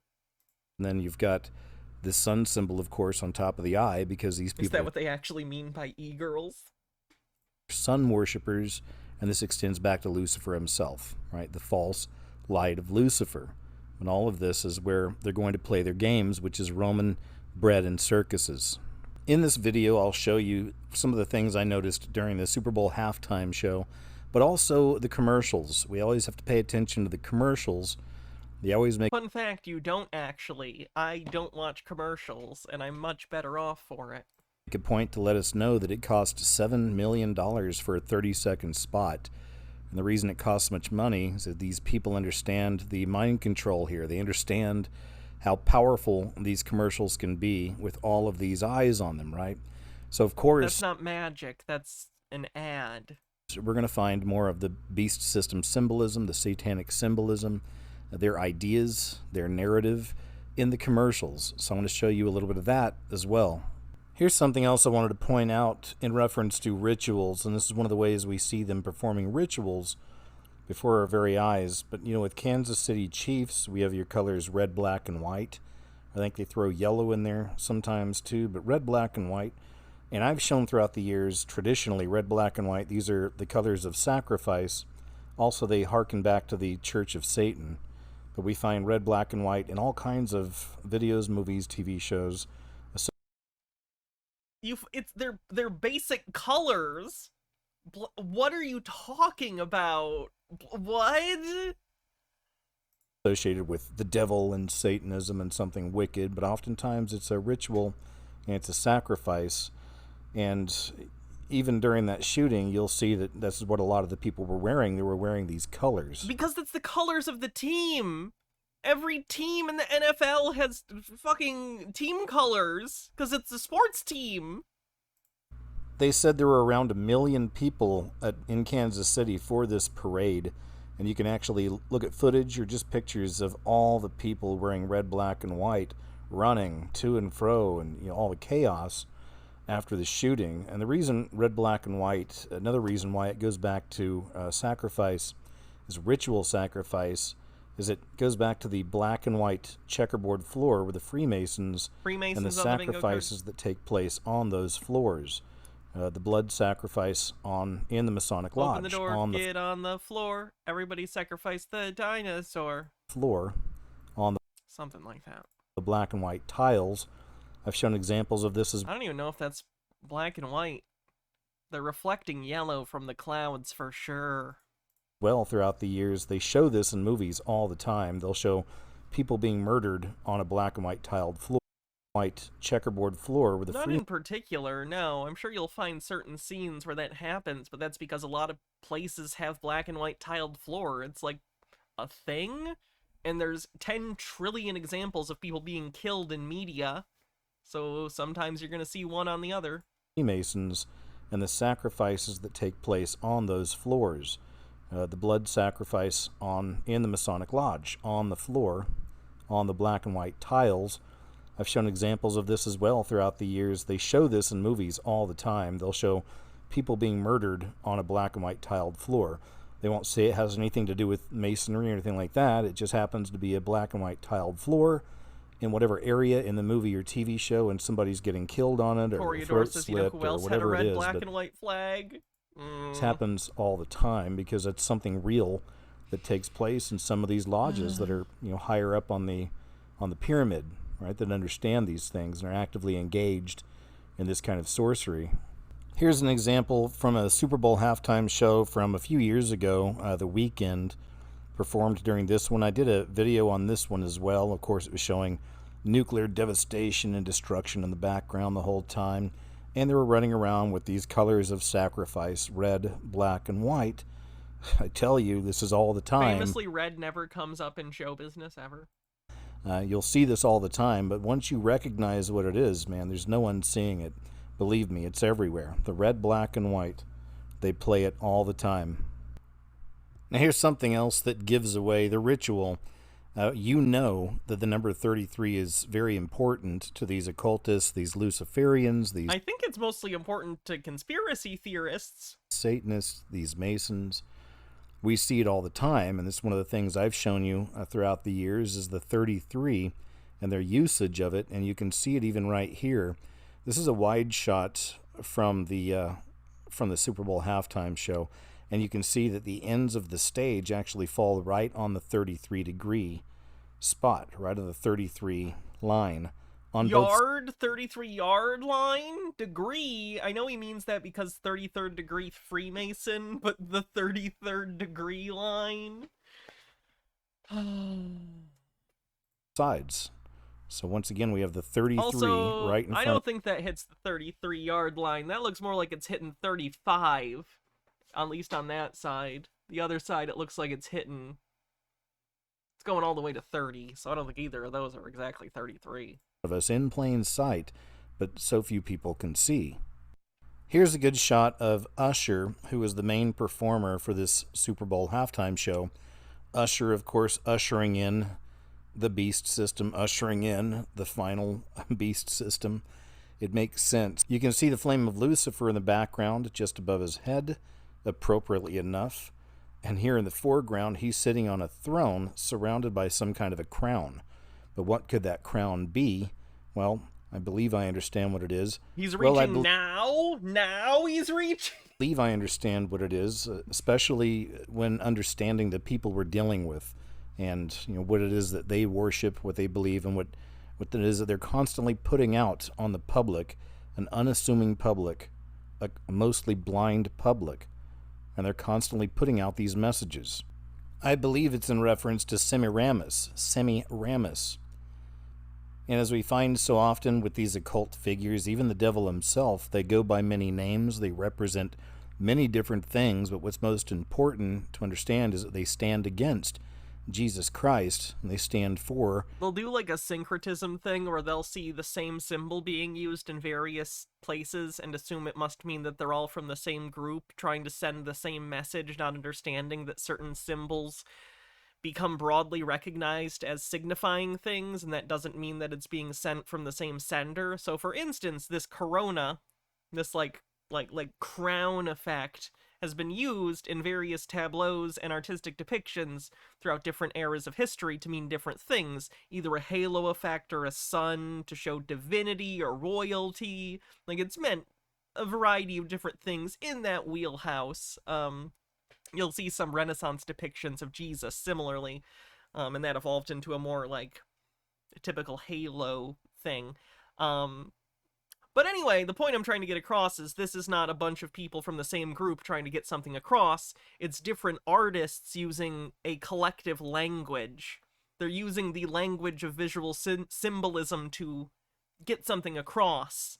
It's not evil. They're not part of the same group. It's just the language of symbolism, and not like the bullshit conspiracy way, but in the actual way that we use symbols. Darmok and Jalad at Tanagra, etc., etc. How does that work, by the way? The species in Darmok and Jalad at Tanagra, or whatever, how do they teach their kids in the first place so that they learn language? You know what I mean? Because, like, I understand that to them, Darmok and Jalad at Tanagra, it's referencing a story, but how do they teach their children the story without them already having the language? I know. I'm doing the cinema sins. Ding. I'm garbage. The devil. In fact, here's You don't even know what I'm referring to? Then I win. Really good representation of all of her various incantations, all of the different ways that she materializes. The mother and wife of Nimrod, Baal. So back to the Baal worship. Baal. She was called Ishtar, pronounced Easter in English, Astarte, Based Ishtar. Ashtaroth, and Isis from Egypt. Now Mary, the Catholic Church, Semiramis, the crown of Semiramis. Now here's another very important symbol that I have to share. Repeat to yourself, it's just a show. I should really just relax. La la la. It's another one of those things when I noticed it on Usher immediately. I'm like, okay, I need to start paying attention to everything happening here during the Super Bowl halftime show, because he's wearing a phoenix on his chest. That's a brooch. Is it? It's a bird. It's a bird. Are any of his songs about birds or flying? Usher? I don't know Usher things. Of a phoenix. Now, the phoenix is a very common symbol in this beast system. It represents what they're calling now Build Back Better, because they're destroying Wow, he really likes to use that. Even the Biden administration doesn't really use that anymore. everything, and it's not going to be a Build Back Better for us. It'll be a Build Back Better for them, for the enemy. Them. For Satan's people, for his minions. This is what they're doing and creating. What happened in Maui, Hawaii was an incredible example of how they use the phoenix. I did a video and I showed you how the phoenix shows up all around that whole situation, and many more. Once again, they use this symbol constantly through the beast system. So here we have Usher ushering in the final beast system during a halftime show, wearing the phoenix on his chest, with all the other symbolism surrounding him. Of course, I'm going to show you a few clips here, and I want you to check these out, and it makes a little more sense as it plays out. I'm going to show you. Harold Elberman says, in one of the still canon novels, Data gets sent to Tamar to learn how to better communicate with them. Basically, they have a baby talk period where they learn the stories and such, and details and nuance are communicated through intonation. The joke they used was, Marab with his sails unfurled, factor what, sir? Okay. Okay. Show you a few clips here from the actual performance. Something else that really stands out, they actually flash. You know, I was talking earlier about the sacrifice on the Masonic floor.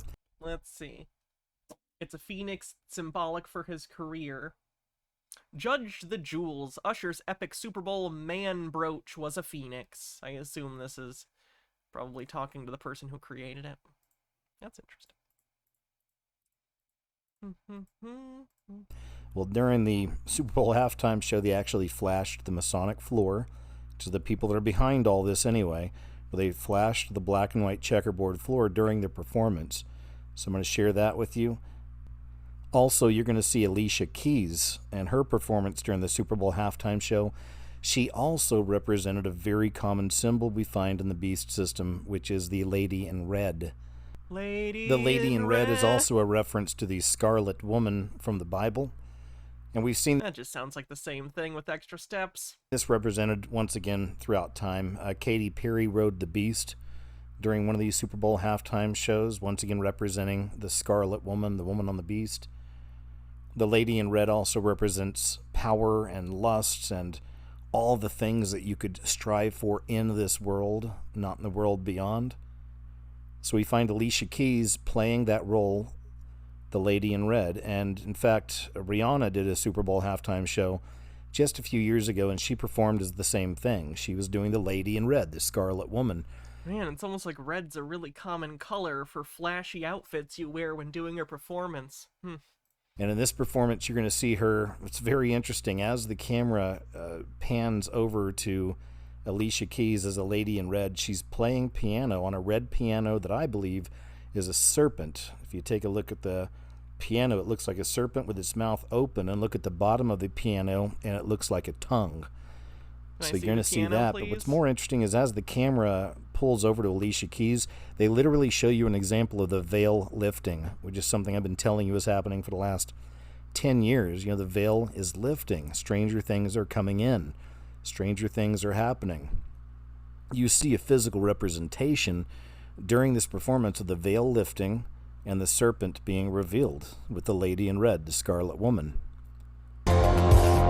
This so-called rapper singer named Ice Spice, and she was hanging out with Taylor Swift during the Super Bowl, and of course you can see her doing the satanic symbols with her hands or flashing the horns. What? Also wearing an upside down cross. Many people are surprised by this. You know, we're not. At this point, it's boring. We're waiting on you guys just to come on out with it.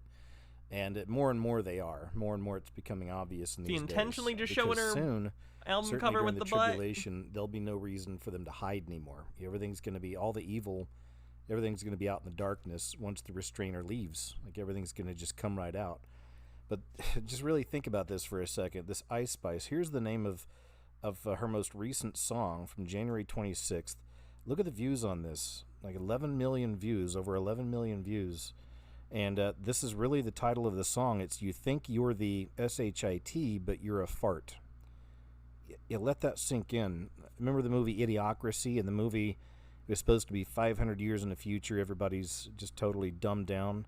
And that's so far off the mark, really, because I see stuff like this, and I realize how quickly this system's retarding. You know, how quickly this system is just getting dumbed down, and it's dumbing down the people, and over 11 million people are watching the song You Think You're the SHIT, but You're a Fart.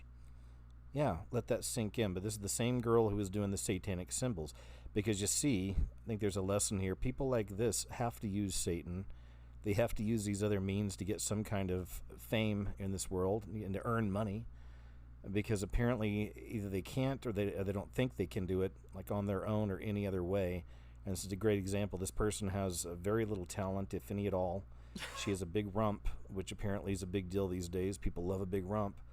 And mediocre white dudes being mad and writing conspiracies to explain away the success of others. Name a better duo.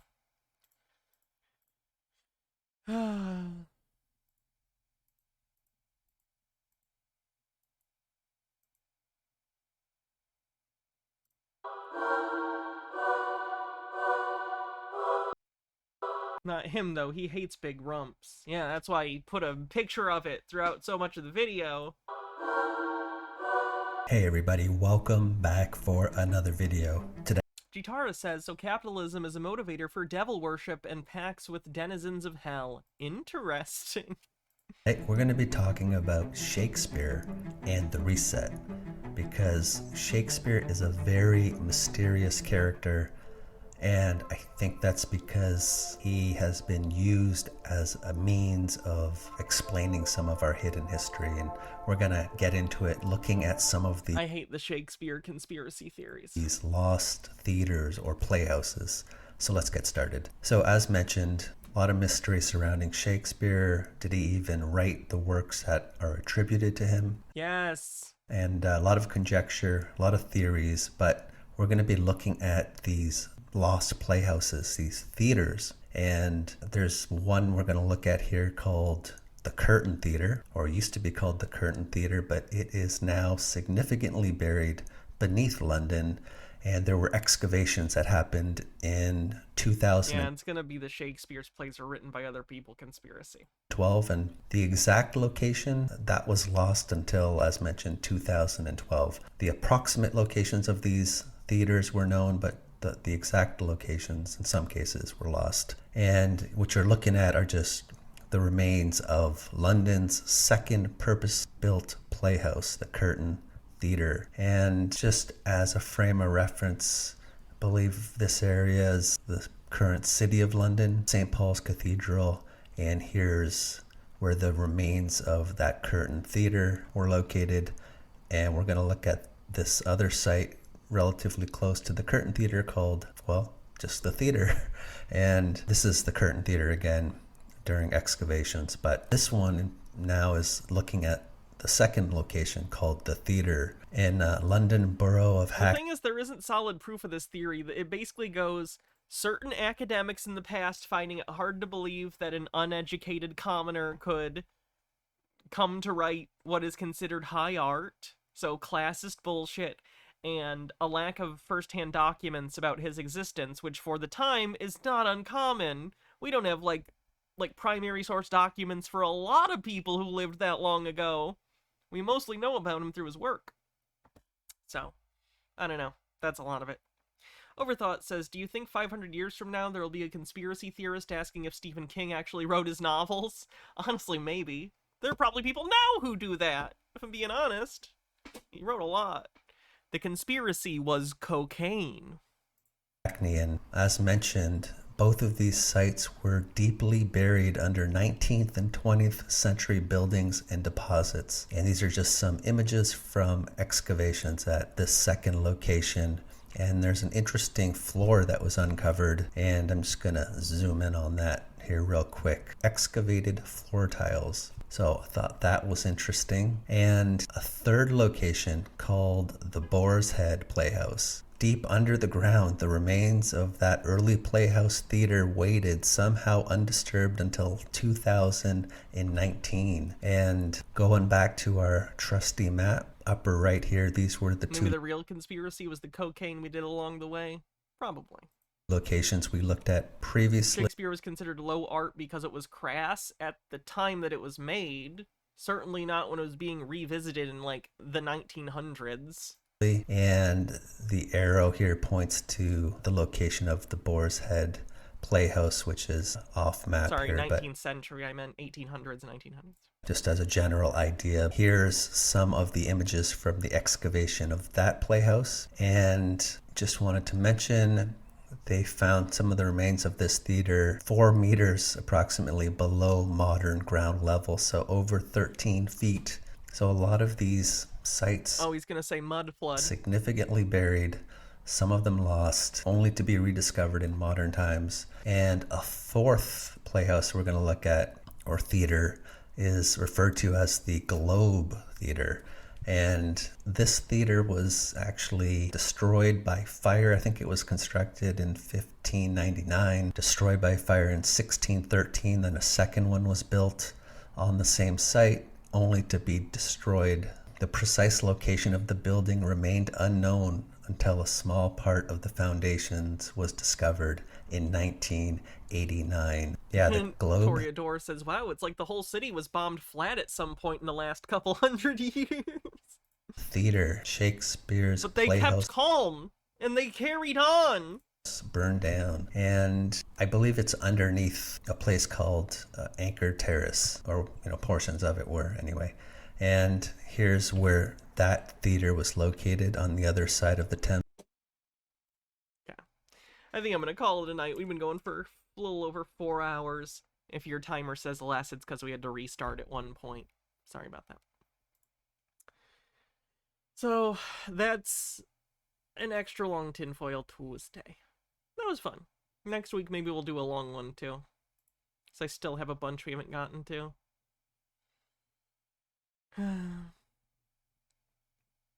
Love you too, Mr. Blast. So have a great night, everyone. I am tinfoiled out, too. So I'll see y'all tomorrow. Have a good night.